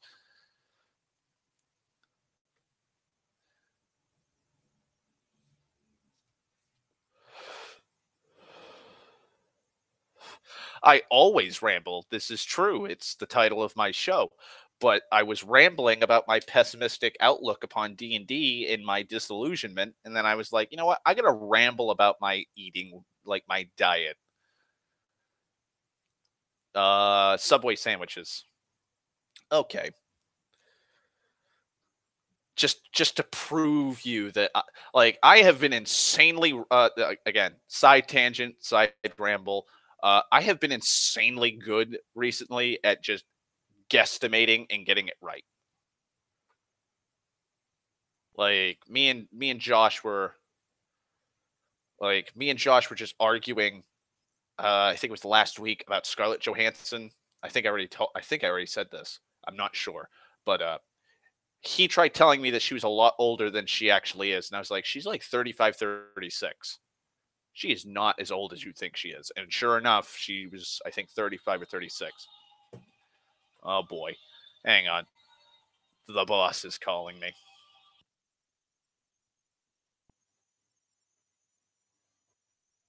Hello.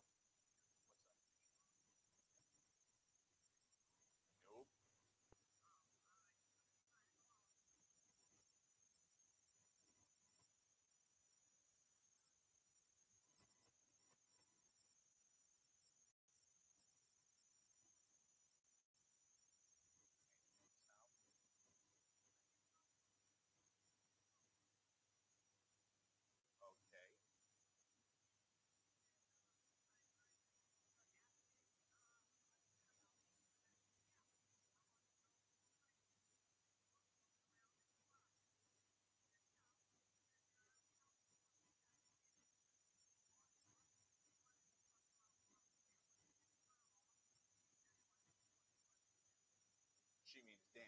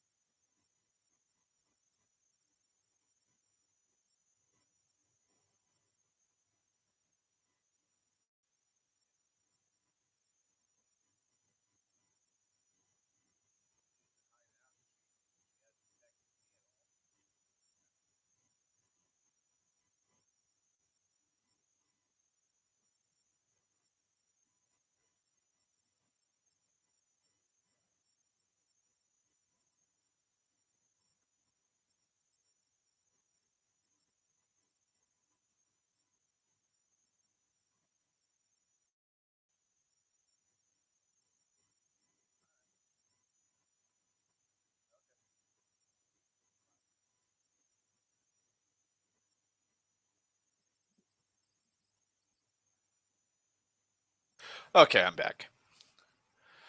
Sorry about that.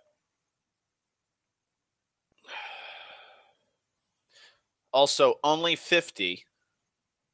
Only 50 what? Are you again assuming my age? Or is that a weight in ounces or pounds? Because I don't think they sell a foot long that's 50. They maybe. I mean, it'd be a shaggy sandwich, but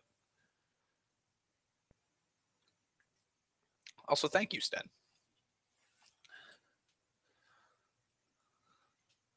Let's see. Now I'm curious.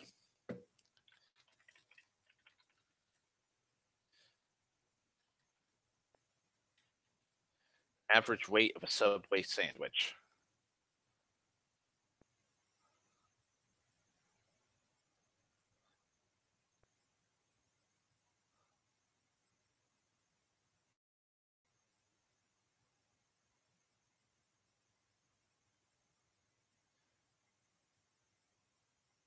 Well, thanks for telling me like how many ounces in a foot long Subway. The Subway told us that a 6-inch sub has 3 ounces of chicken and a foot long has 6 ounces.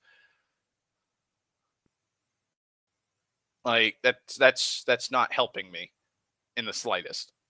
That's not counting vegetables. It's not counting bread, condiments, what have you.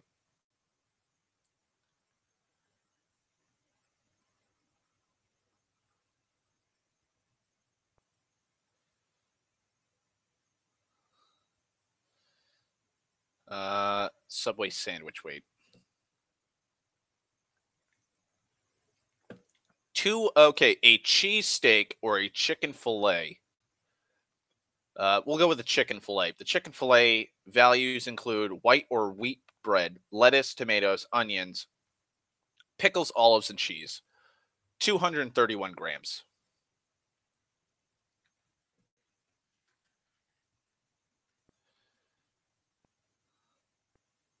That's a little over half a pound. 51 or 0.51. So one sandwich is almost a pound, Jen. So me eating two Subway sandwiches doesn't seem that bad. I'm not that much of a heathen.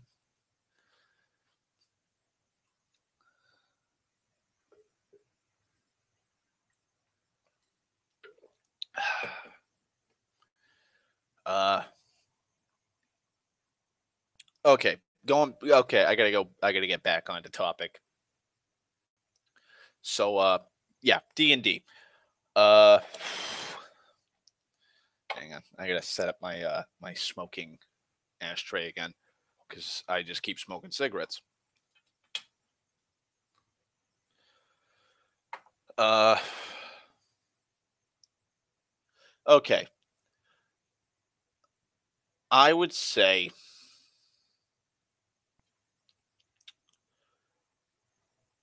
biggest problems that need to change universally in D&D. One, people need to stop arguing so much about the rules. That's one of the biggest things. The DM is a referee, and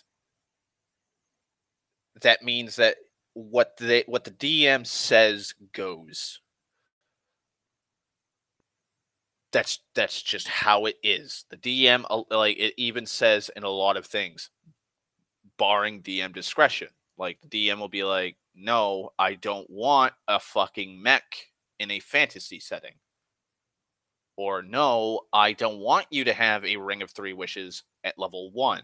I don't care if it's an heirloom item, you're not getting it. Or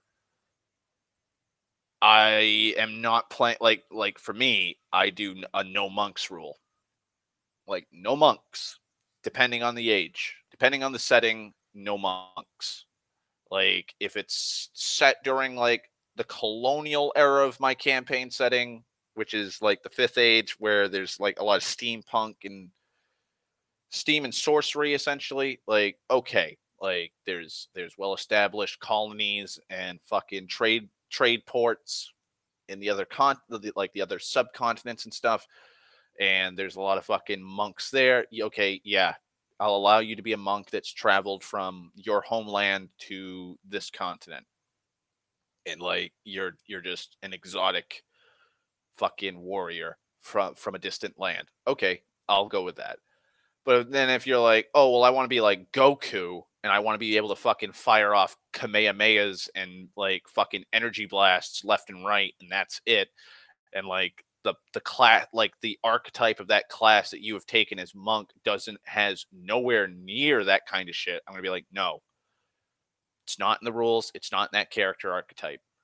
Well, what if I dip into this, or oh, well, what if you let it? No, I'm not going to let it slide. Like if you could hit with a Kamehameha that does 10d6 damage, like like a full on, like I think it's like a maxed out fireball, just willy nilly with key points, and it only costs you one key point, and you have like 10. I'm not going to allow you to do 10 like full size fireball attacks in like in a day when the wizard is also is like third level just like you are, and like he can't even cast fireball. Like he can cast like two fucking magic missiles in one attack, and I'm just roughly guesstimating. Like again, it's been a while since I played D&D. Like yeah, like I'm not gonna do shit like that. And so like there's people who will consistently fucking die on hills to get what they want.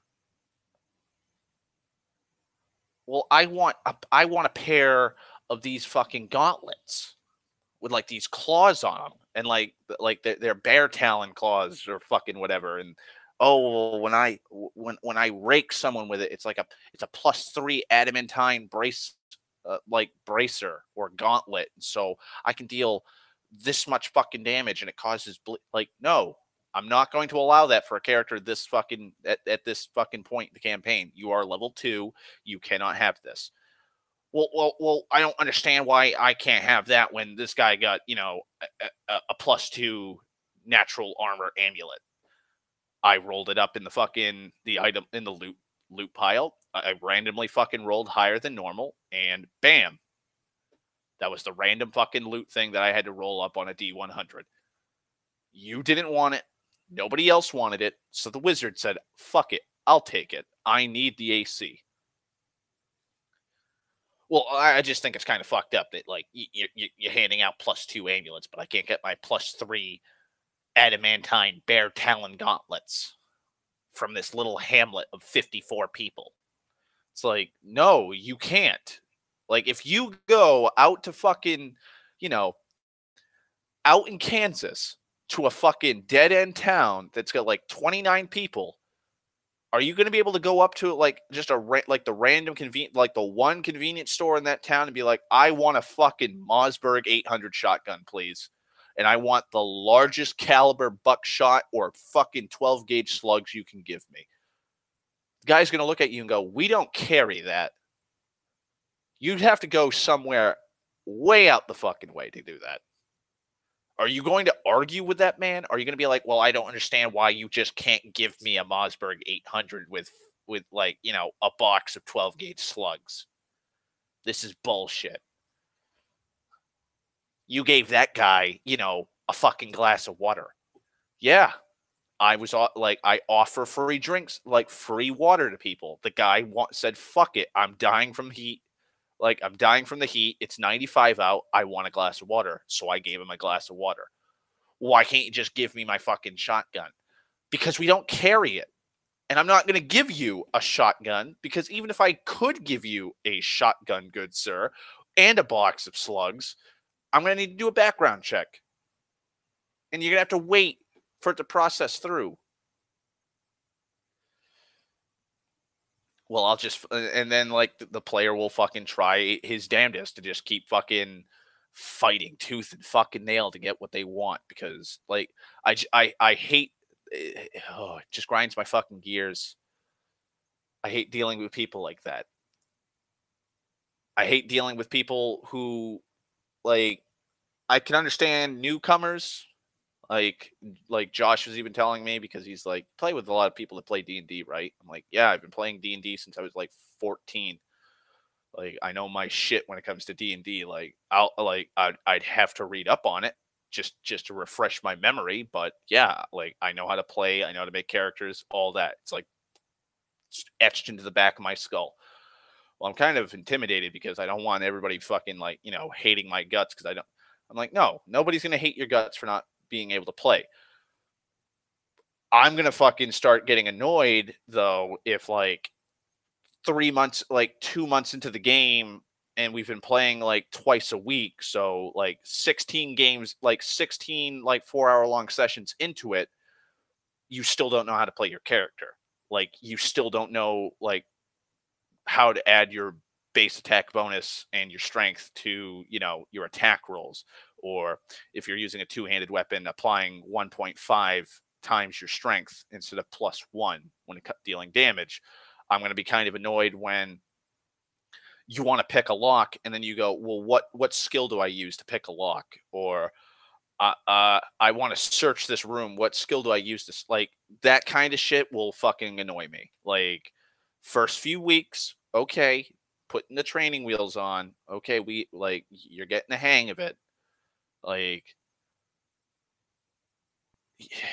we're like fucking we're 6 months into this game and you still have like magic missile as one of your base spells and you still don't know like magic missile works and you're asking us 6 months into the game and you don't know how to use this. What? That'll irk me. I'm not going to scream and holler at him. I'll just be like, you need to learn how to use your character.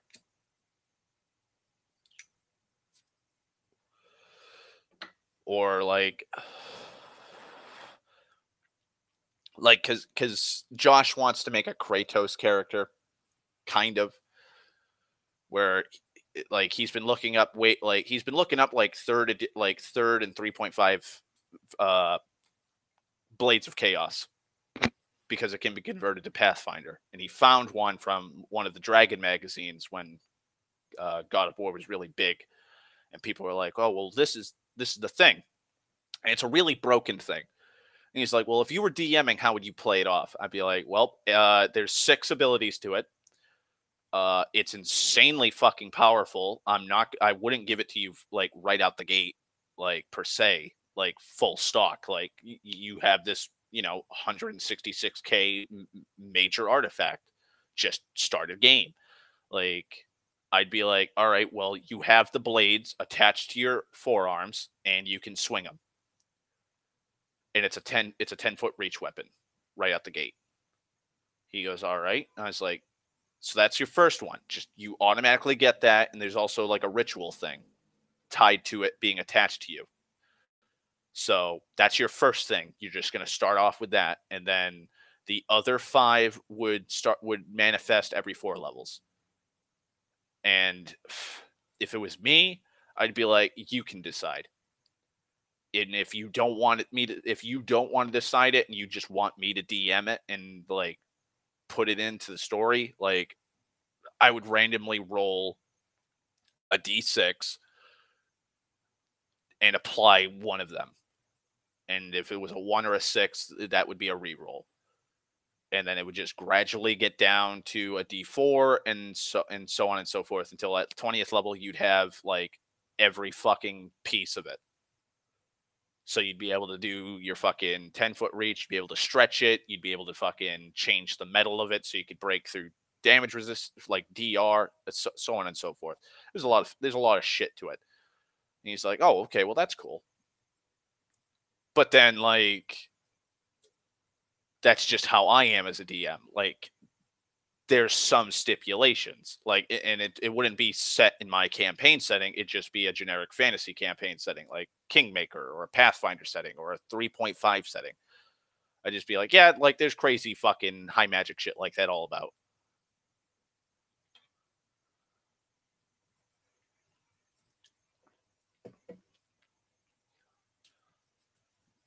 But like, it's just bad. I just hate people who fight the DM for no fucking reason.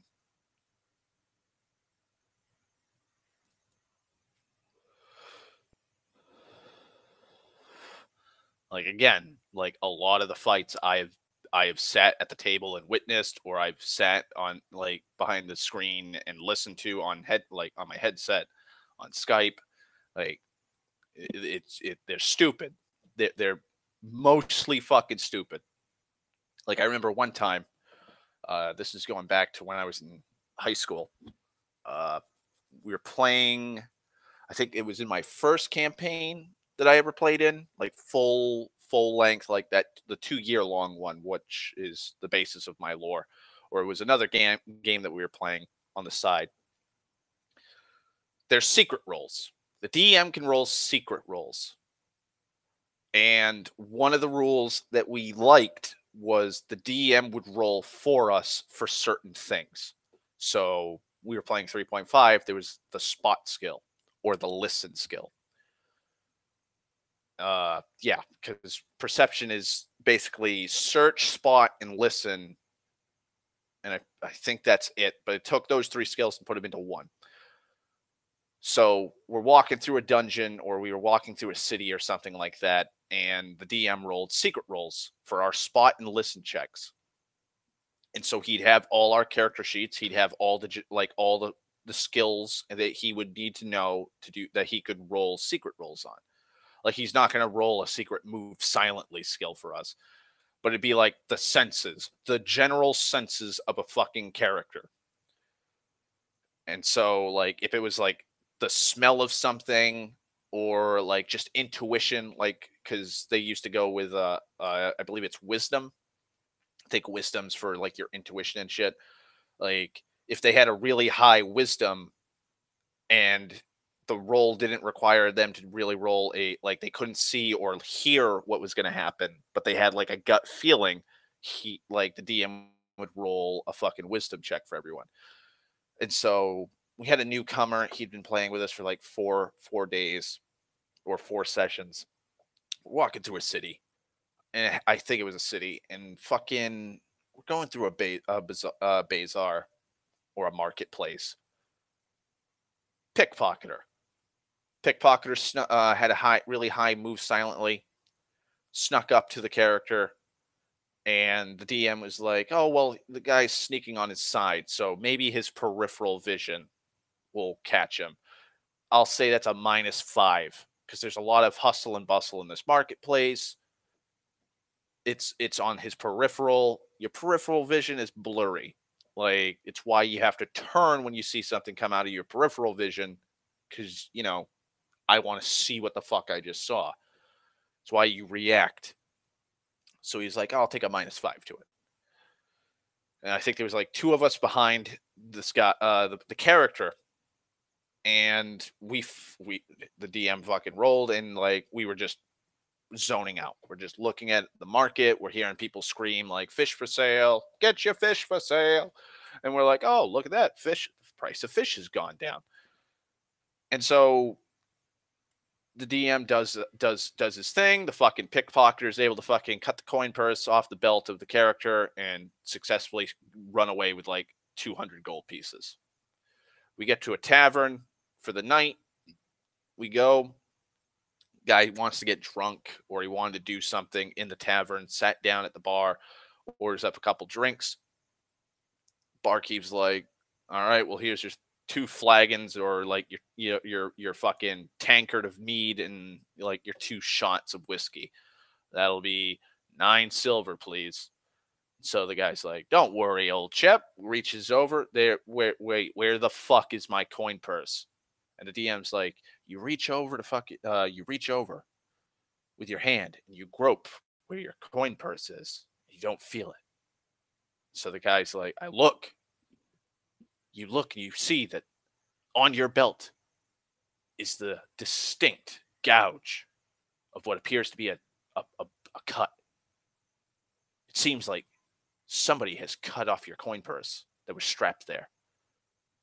The very string that tied it off to your belt is still there with a small nick in the belt. well, when the fuck did this happen? And the DM's like, you don't know. And the DM is in character. He's the storyteller. You don't know.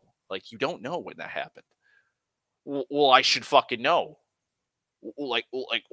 How couldn't I feel it? Why? Like, how couldn't I hear or see him? Where did it happen? And he's now metagaming. He's now breaking himself out of the fucking character, and he's now fucking thoroughly pissed off that a guy was able to fucking sneak up on him and steal 200 gold pieces. 200 gold pieces. Like, he's walking around with like a +2 fucking longsword and a bunch of other magical artifacts strapped to his fucking person. 200 gold pieces. Half the party could fucking throw 200 gold pieces and not even fucking care. And so it finally devolved into a fucking full-fledged argument where the DM's like, I rolled a secret roll for you when you were walking through the fucking marketplace. You failed. You failed to notice him through your peripherals. Well, I think that's kind of bullshit that you get to roll those kind of rolls.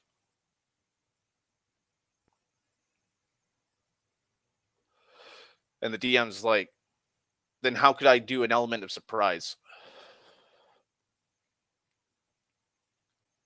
If you were actually walking through a marketplace with like 300 people shouting their wares at you while you're walking through, not only are there 300 like people at this marketplace selling shit, but you also have like a couple hundred people wandering through, like rubbing shoulders up against you. Like, if I went, hey, you, roll me a spot check and a listen check.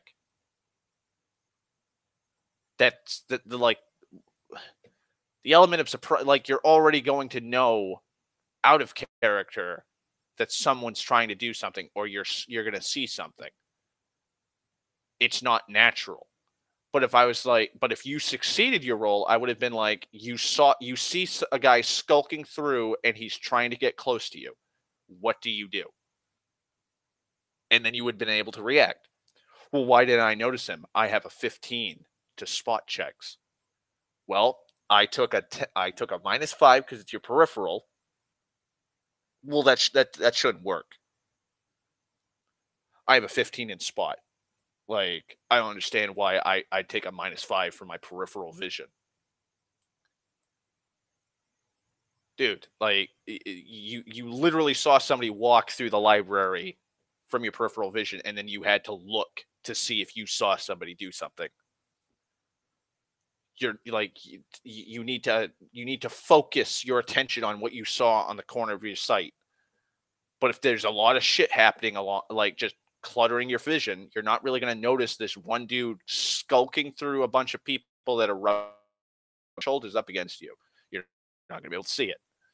So I rolled you at a penalty of -5.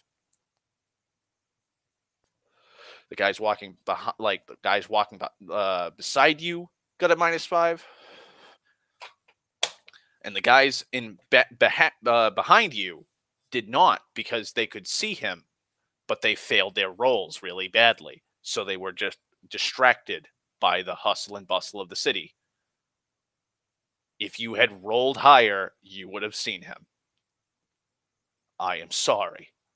Well, sorry's not good enough. Now I'm fucked on 200 gold pieces, asshole.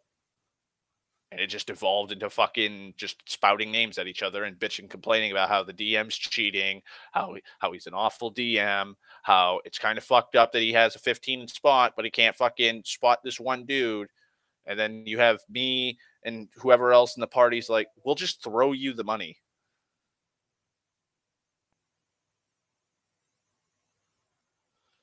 Hang on.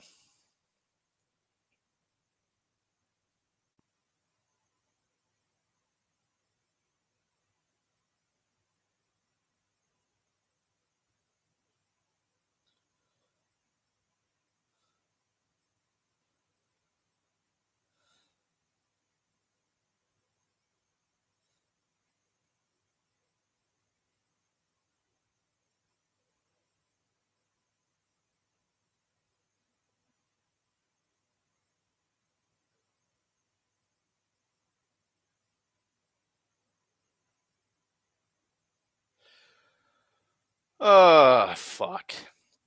Give me a second.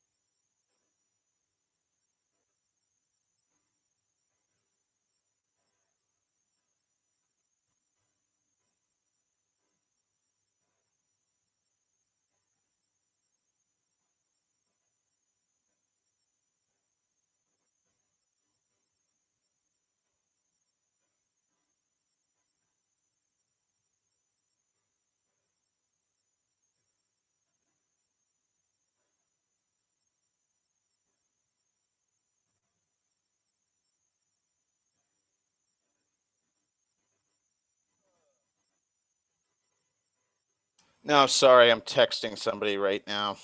I'm dealing with drama.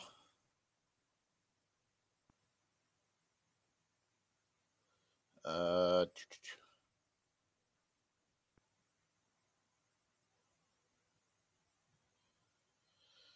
all right. Give me a second. I got to make a phone call. Then I'll go back to my rambling.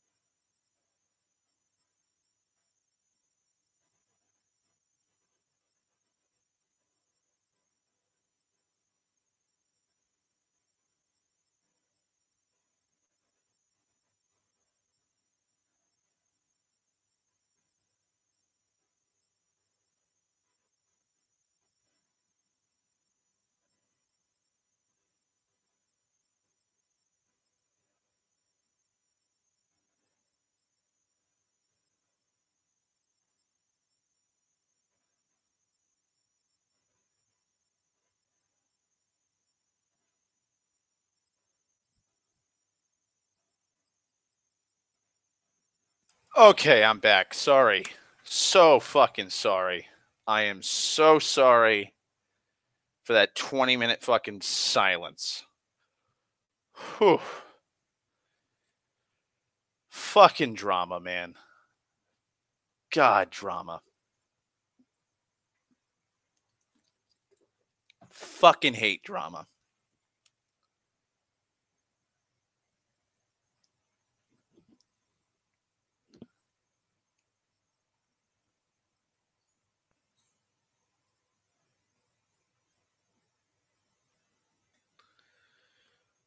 Fuck me.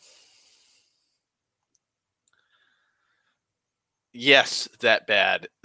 To the point that it could end a relationship before it even begins. That kind of bad.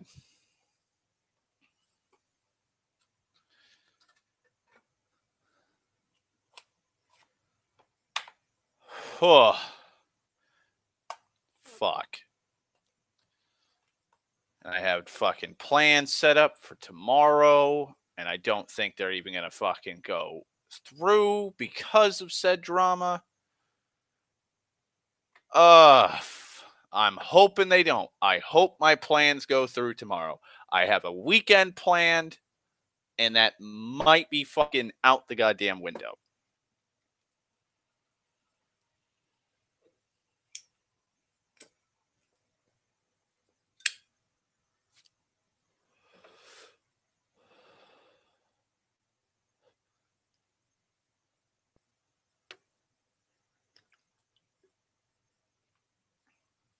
Fucking Christ.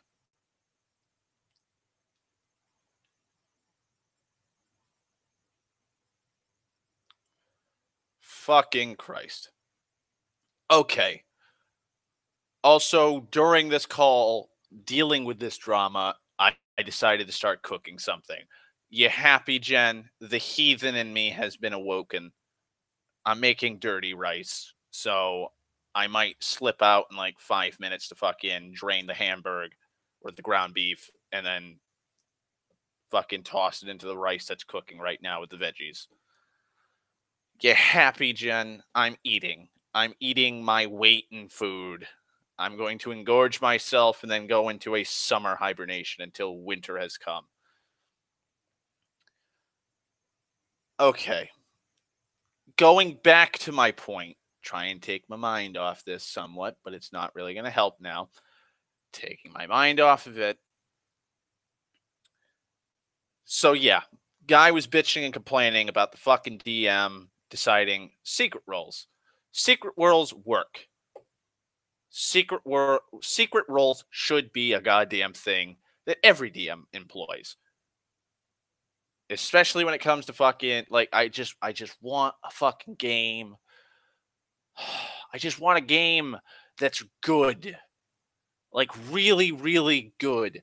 Like I want to look forward to playing the game and being like, I want to stop like I want to get one step closer to bringing down this fucking tyrant, or I want to be able to fucking make it like, oh, I'm so close to saving up the gold to buy a fucking longsword.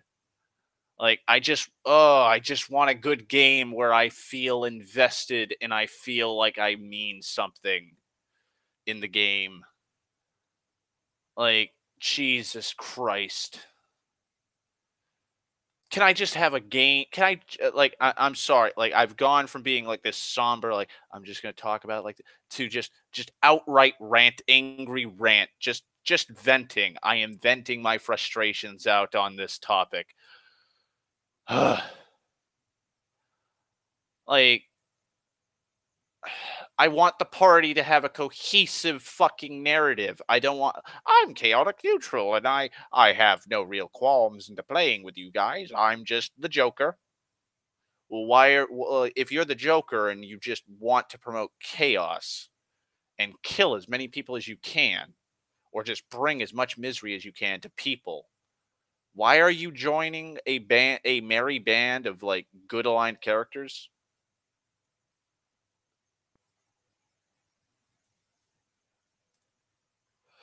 I want gold. Um, why can't you just make gold by yourself? Reasons. That's not a good character motivation. Like we'll go back to Serious Minds fucking game where I was gonna play that farm hand who became a fledgling adventurer. I'm joining the party because I have been wandering around for like 3 4 months trying to be an adventurer, trying to do adventurer shit, and holy fuck, like the party needs the party like maybe like I'd be like, oh well, when the party is fighting in the middle of a field, like I'm just walking down the road and I see him, and I'm like, oh, time to be an adventurer, and just run off and be like, don't worry, friends, I'll help you, and just like fumble around trying to swing a sword that I'm not really proficient in to help, and then like Sirius, like if I played in the game actually, and like Sirius is like, well, you join them, like you help try and fight off like a pack of wolves. What's your current motivate? I'm going to ask them like, I am just starting out on this stuff. I am completely lost. I don't know how the fuck, like, I don't know how you guys do it. You guys are professional. Like, can I please join your group so that I can learn the ropes? Can I just travel with you guys? I'll try and help out the best I can. Like, I know I'm probably going to be a bother for the first few months, but believe you me, once I get like a foothold in doing this full time, I will be there steadfast.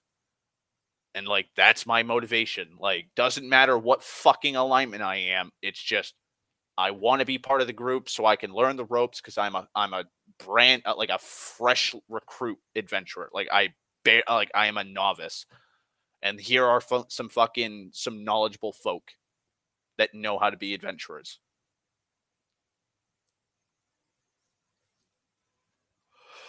I'll be right back. I have to drain the ground beef, and I'll go back to my tangent.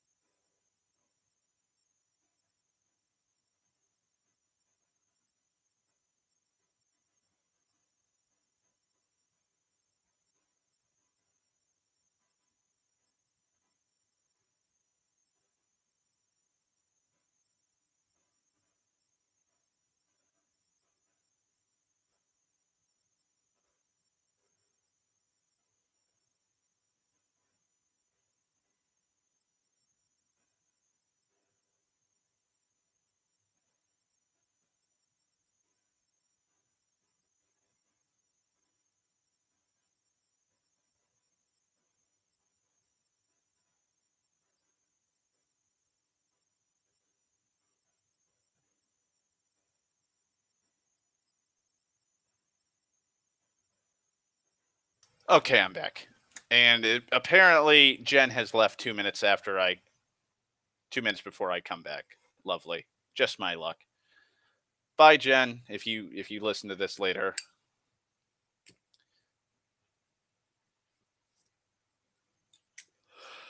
But yeah, like I just really wish that I could like. Thank you, Stan. I just really wish that I don't know, say Thursdays. Thursday is fucking D&D night. I'd love to be looking forward to playing all week. Like, oh, I can't wait. Like, what are we gonna do now? What like we're stuck in a crypt, like a tomb filled with undead ghouls. They've been besieging this city.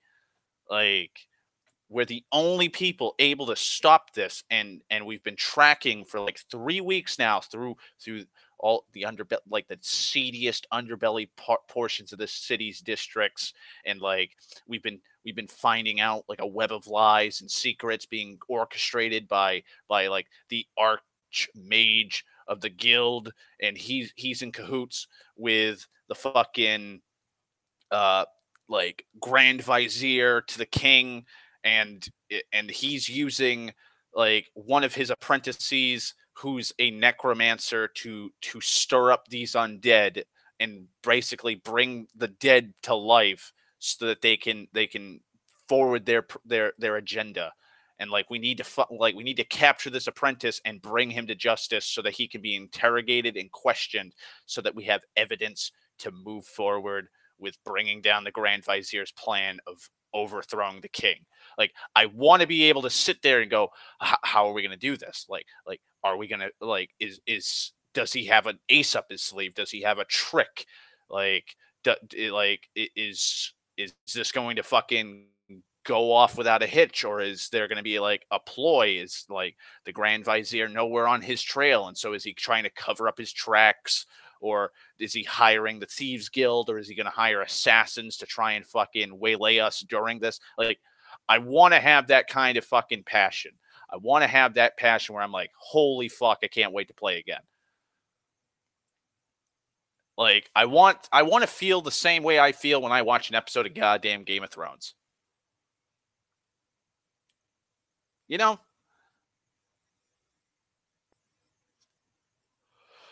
like I want to be able to go, holy shit, Jon Snow is actually the son of Rhaegar Targaryen and Lyanna Stark. How the fuck is this going to play out? And then, like, the very next episode, Bran goes back in time and is like, he's he's a bastard. But wait, no, he's actually not a bastard. Like, oh my fucking god, this is blowing my fucking mind. How are they? Oh god, he's having sex with his aunt. End of season. I can't wait to see how all of this works out. I want to know how Jon Snow deals with this massive revelation when he finally gets to Winter. Like, I want to be that excited in D&D. I want to be like, holy fuck, I can't wait till next week. I can't fucking wait to play next week. And like, boy, give me a second.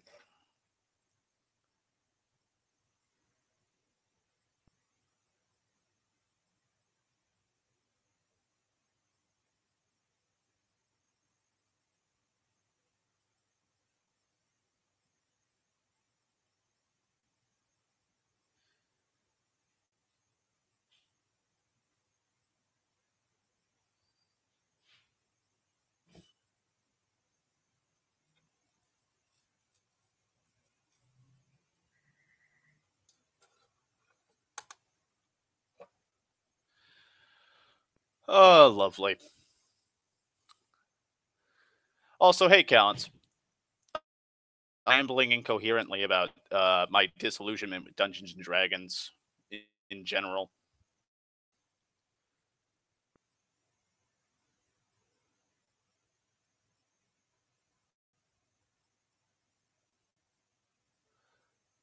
And I'm also dealing with some side drama.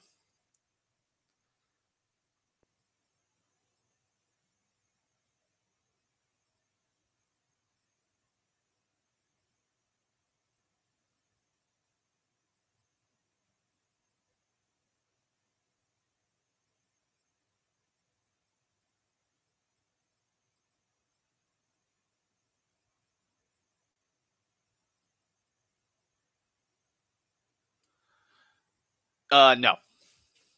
That chapter in my life has been closed for a year now, like fully, like final nail in the coffin on that. Um, I'm not bored of D&D. I I just wish I could play in a good game that didn't peter out or just wasn't like it didn't have a cohesive narrative to it where it's just like, oh, you just go here. Like shit just happens. And oh, look at this, the big bad evil guy. And big bad evil guy gets defeated. Huzzah. Like most of the campaigns I've been playing in for quite a while have just been like kind of, and you've been in a couple of the games, Callan, so you know this. Like they're monster of the week kind of games. They're monster of the week kind of games where it's like, oh, go get X from Y. Like Spooky Castle. Yeah, like most of the games have been random and just off the top of the head kind of shit. And it's like I kind of just want to be able to sit down and deal with a nice narrative where I look forward to playing with the game and just enjoying myself. Like there's no arguing.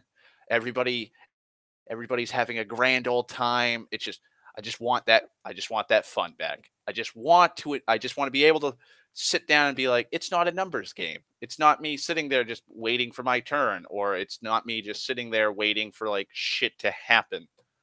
I just want to I just want to play. I want to be enthralled by what's going on. I want to know that, like the Baroness is secretly in cahoots with a bar guest and she's trying to become, I don't know, a greater Damon Prince.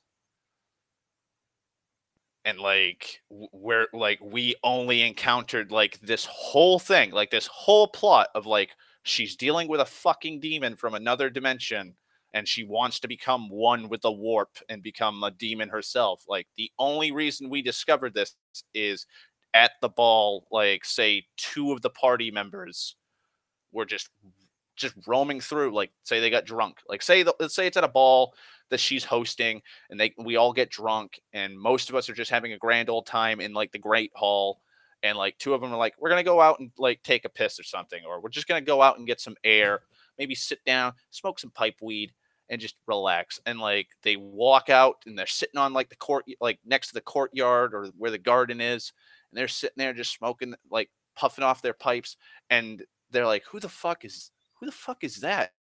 And like the DM's like, roll me a spot check. And they roll a fairly good one. They're like, off in the distance, just through the very glimmer of the moonlight, you can distinctly see the Baroness standing on like, I don't know, a fucking bridge over a pond, like a pond inside her garden.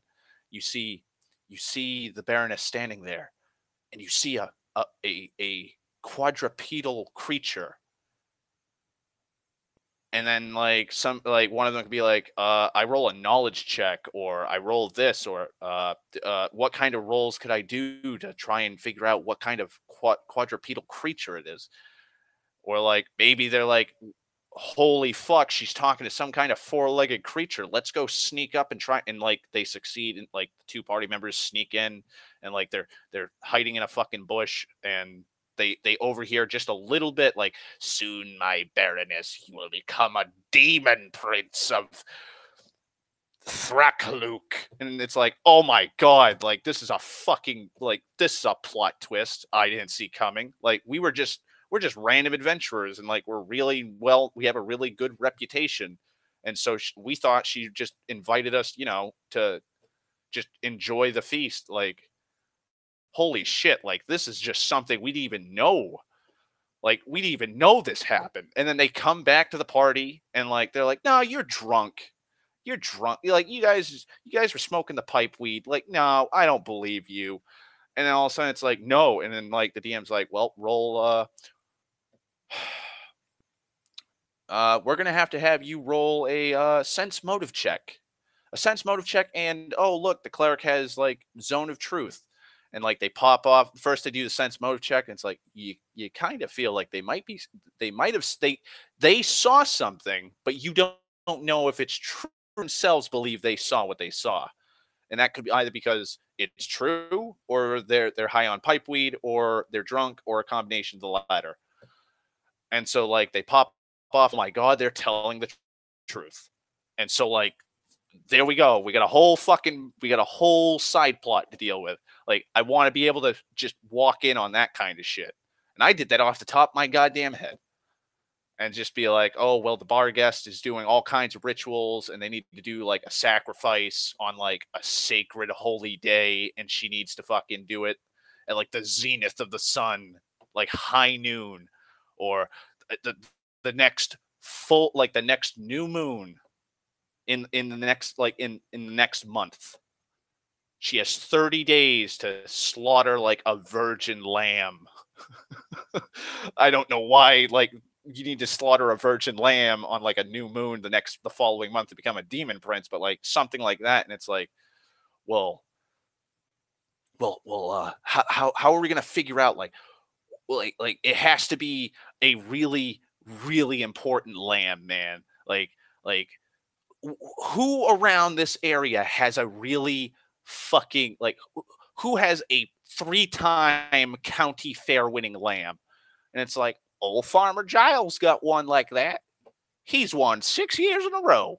And it's like, all right, so we know where the lamb is, but when is she going to strike? How are we going to talk to old Farmer Giles and tell him, like, how are we going to make this dude believe that we are in fact not crazy murder hobos that are like, hey, dude, you know that baroness that lives in that castle up on yonder hill? Yeah, she wants to sacrifice your 6-year prize winning lamb to become a demon prince. And we saw, and two of our guys saw this while smoking pipeweed after being heavily intoxicated at the ball. Like, how are you going to convince Farmer Giles? Like, it's shit like that that I want. I want to be able to think. I want to be able to like, um, well, we can't.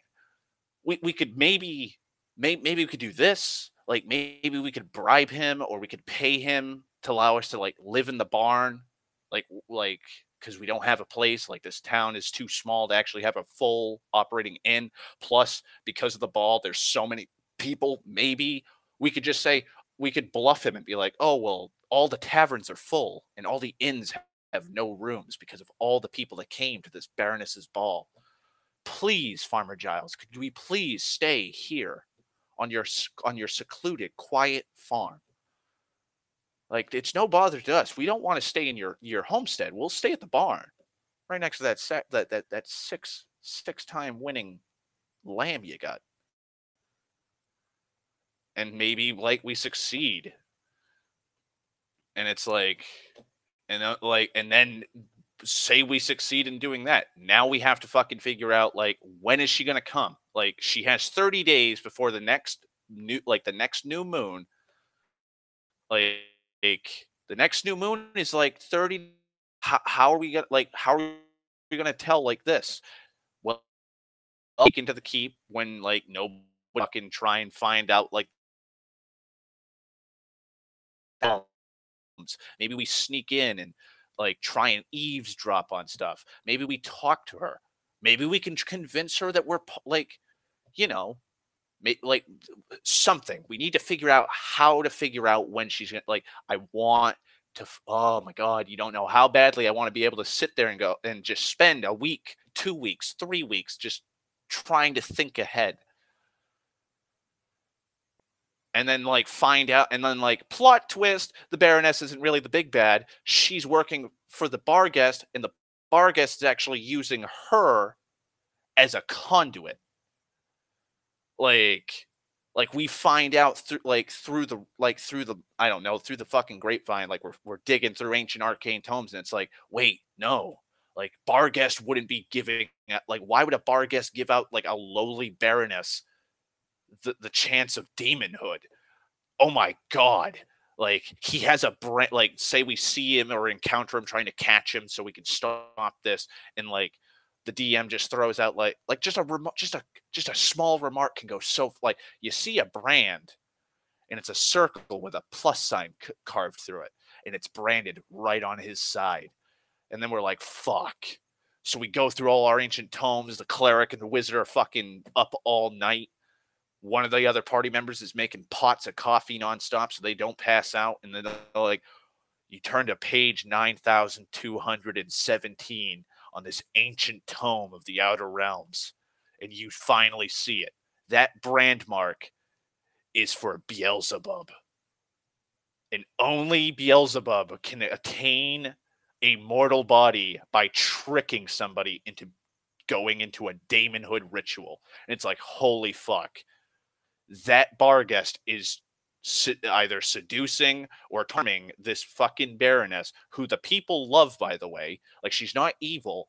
Like, he's been charming her because she has power. Like, she has power. She's in a really good strategic position. And, like, Beelzebub wants to use this to cause strife in the kingdom. And what better way than to take over her body and obtain a material demonic form? Holy fuck. The Baroness ain't evil. It's the bar guest and Beelzebub. So now we have to split the party up, guys. We have to have some of the party stop this 6-time winning fucking lamb from dying, but also we have to try and figure out how to either, one, break the charm spell on the Baroness, or two, maybe she's not being charmed. Maybe she's just being seduced by power. We have to try and turn her. We have to convince her. This is a bad thing. This is a bad thing to do. Like, easy. I'm excited to play this fucking thing. I want to be in this goddamn game. I want to be in this hypothetical goddamn campaign. And we could have been like, the whole thing could have been started like, you know, fucking, we're like, we started at 1st level, we're now 5th level, and just some random guild's like, hey, can you bring this package like 3 counties over? And we're just scrolling through her, like, the Baroness's town, and she's like, oh, it's you people. I've heard so much about you from the greater realms of the kingdom. I'm hosting a ball tonight. You're more than welcome. And it's like, all right, yeah. The DM's giving you some fucking confidence. Like, yeah, I feel like I really matter in this kingdom. Like, people like us, famous people. Like, famous political figures want us around. We get to meet other people. Fuck. DM could throw out like a couple things like, oh yeah, you're at the ball. Like, say Callens is in the game. Like, Callens, you're walking around the hors d'oeuvres table, picking out some deviled eggs and maybe a few pieces of bacon and cheese on toothpicks. When you see Duke Wellington, oh yes, good chap. I heard that you're one of the proud adventurers that saved the Crusaders' keep, the Templars' fortress monastery, a couple of months ago during the harvest season. Very, very good show indeed. I've been having a few brigands around my borders who have been kidnapping some of my farmers and my cattle. I was wondering if you could, if it's possible. I don't want to be a bother. If you're just coming through town and you have nothing to do, would it be possible if you came with me and my entourage back to my keep? And be like, holy shit, we got quests. People are coming here and asking us to help them. So now, not only did Callens just find out that there's a group of brigands that are stealing cattle and people from this dude's fucking like county, but we also have fucking goddamn Baroness trying to slaughter a lamb. Exactly. Fucking David Bowie, Duke Bowie of House Bowie, comes up to you and he's like, yes, I've recently discovered during a diversion of the river a very large rock with runic carvings. We were diverting and then you'd be like, well, why the fuck are you diverting a river? And it's like, well, we've been having a little bit of a drought because of the hot season this summer, and we began diverting the river so we could build a small irrigation system through an aqueduct. And as we were diverting the river through the dam, the lower end of the river showed us this massive rock, and it has these weird arcane runes. and we've been trying to we've been trying to call out to all the mages guilds, and none of them have been able to. They're so stretched thin, sir. And it's like, well, we have a wizard, like maybe he'll know, and we have some clerics, and we have a few other people that may know the fucking runes, and that could be like, oh well, that's part of an ancient fucking writ. Like maybe that's tied into the bar guest, or maybe the brigands, and we'll say Duke Bowie has been like this. We've been trying to call out for people for months. For months, we've been doing this. It's already like autumn. It's already like the start, like September, and this was found out in like May because of like the heat from May all through summer, all the way into fall. Like, this has been a thing known about in the county for months because they're sending messengers out, and maybe the brigands, like they just one of their own, or they've been able to fucking find a couple tomes in a caravan, or they hit a reliquary for some arcane books to try and figure it out, and it's some kind of fucking magic ritual that will, cause a fucking catastrophe. Or maybe the runes lead to an altar of power or some ancient treasure that was buried, and it's just the remnants of an ancient civilization that was wiped out. It could be anything. It could be anything. We've got that, and that's just branching off from a bunch of fifth level characters going to a goddamn ball. And it'd be so exciting because now it's like, well, fuck. Like we have to deal with this demon hood, like this demon prince fucking Beelzebub dude. That's pretty bad. But like, what if the bar guest is doing all of this shit? Like diverting all these people. Why would the mage, like, and then some, like, one of the party members could be like, yeah, why, like, David Bowie told me that the mages guilds are spread thin. Why are the mages guilds spread thin? I haven't heard anything about that, and I'm the fucking wizard, and I'm associated with two of the guilds. Or yes, stealing a special weapon against Beelzebub. And it's like, can I please play in a game like this?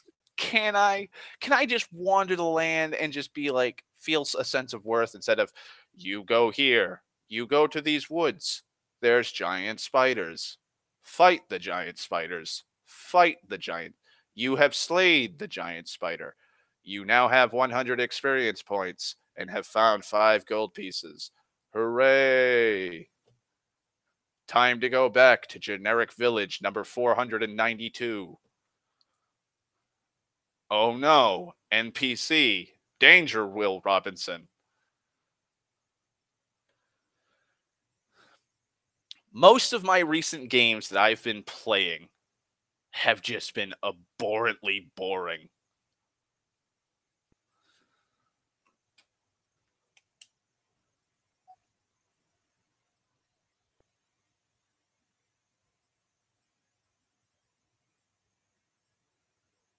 Give me a second. Like, fuck. Trying to think of a, like, because earlier in the stream I was just ranting and like I was just somberly complaining, like I can't remember half the fucking name, like I can't remember names of party members, I can't remember towns and villages. Like there's one, maybe two that I can remember, but that's about it.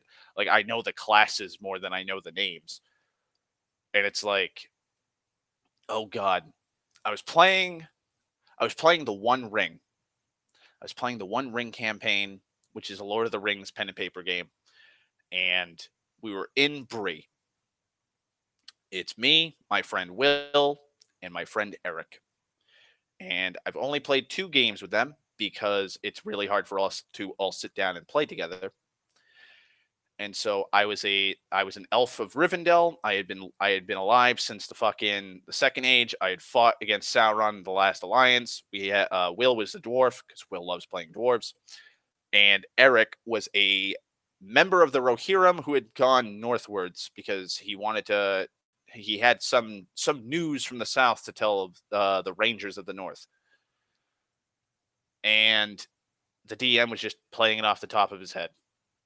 And he's like, yeah, you guys, which way you guys going? And we're like, well, we have to go and tell the Rangers, so we have to go further northeast into the domain of Arnor.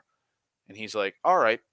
And so, like, in 2 days, we went from Bree to the Trollshaws, which is right on the borders of the Misty Mountains. And there's no, and I, like, again, I'm the hardcore Lord of the Rings fan. That's why I was like, I'm playing an elf. Like, I'm like, there's no way we got to the Trollshaws in 2 days. Like, no way. I'm sorry, Jack. There's no way that we got there. Well, I don't know. Like, in Bree and the Trollshaws. I'm like, well, technically, we wouldn't be going to the Trollshaws. We've been going to the land of, like, the realm of Arnor, which collapsed. Like, so it's just a general region. We're not going to the Trollshaws. We're not like, we're just going in the vicinity of Arnor. And like,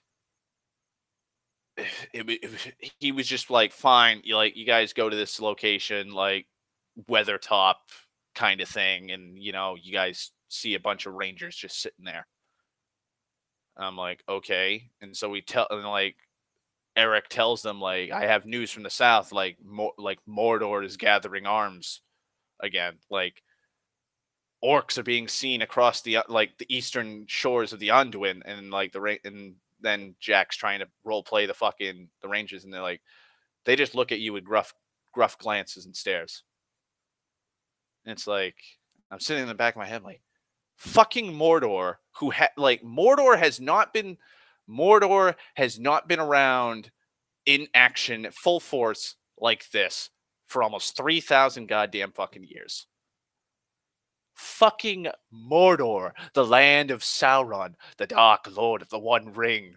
Like, that'd be like I don't fucking know, like a group of army rangers finding out that Hitler was in a cryogenic fucking stasis chamber and he's just come out of it after like 70 plus years, and he's like, yes, mein Führer has returned, and then going to the UN and being like, Hitler is alive, here's the evidence, this is where he is, he's in a bunker in Everest, and he's amassing Nazis. We are seeing Nazis marching single file, singing Das Vult up into Everest so they can go into his secret mountain lair. And they just give you like just glances and stares. It's like, no, everyone would be like, holy fucking shit, Hitler is alive. That wasn't him in the bunker that blew his brains out. They put a decoy and they brought him to Everest and they put him in a Nazi stasis chamber, a la Captain fucking America. We have to muster our forces. We need to stop Hitler now before World War III happens. But then, like, in the One Ring, it's like the greatest evil of our time is amassing again and stirring on the eastern shores of the Anduin, and they're raiding Ithilien and Gondor, and like Mirkwood is like, yeah, like, we don't have any fucking stakes in this. And it's like, motherfucker, the Witch King of Angmar destroyed your goddamn kingdom. He is the lieutenant and he is the commander in chief of the armed forces of Sauron. He's vice president, technically. He wiped out your kingdom, goddammit. Orcs are stirring. They're wielding the banners of Mordor. Meh. Like, it was just so off the top, like, off the cuff. It was just, ugh. And so finally, Will was just like, I'm kind of just, I really wanted to play in this game, but it's just, no, I can't. It's just too boring. I don't care that we haven't fought anything in like the 2 adventures we've been in because we're walking. It's a Lord of the Rings role playing game, but like, holy fuck, man! Like, we're getting news that Sauron's coming back. Like, this is set like, I think 50, 60 years before like The Hobbit, and it's like, the War of the Ring is going to happen, and like these rangers, these fucking rangers, like Aragorn Aragorn, who was searching for fucking Gollum because he was worried, like, holy fuck, he had the one. Yeah, these Rangers before him, they just don't give a fuck. Like, I just don't. I'm out of it. I'm out. I'm bowing out. You, you, you and Eric can play if you want to, but unless the game just suddenly gets good, like, I can't join. I can't be a part of this. It's too boring. And it's like, well, fuck. That's a third of the game out. Like, third of the players is gone now. Also, give me a second. I got to check on my rice.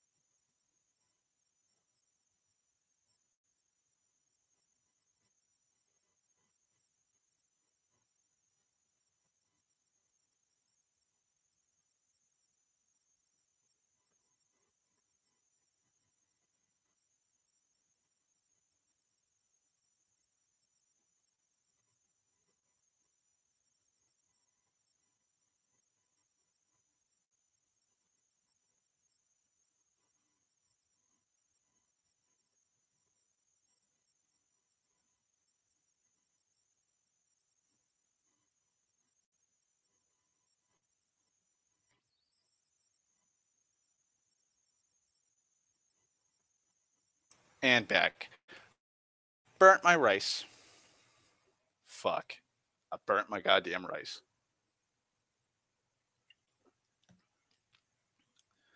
But yeah. I'm gonna have to hop off. It's 9:30 and I gotta get cigarettes. And yeah, I'm down to like 5 cigarettes. And I don't know what the fuck's gonna happen tomorrow.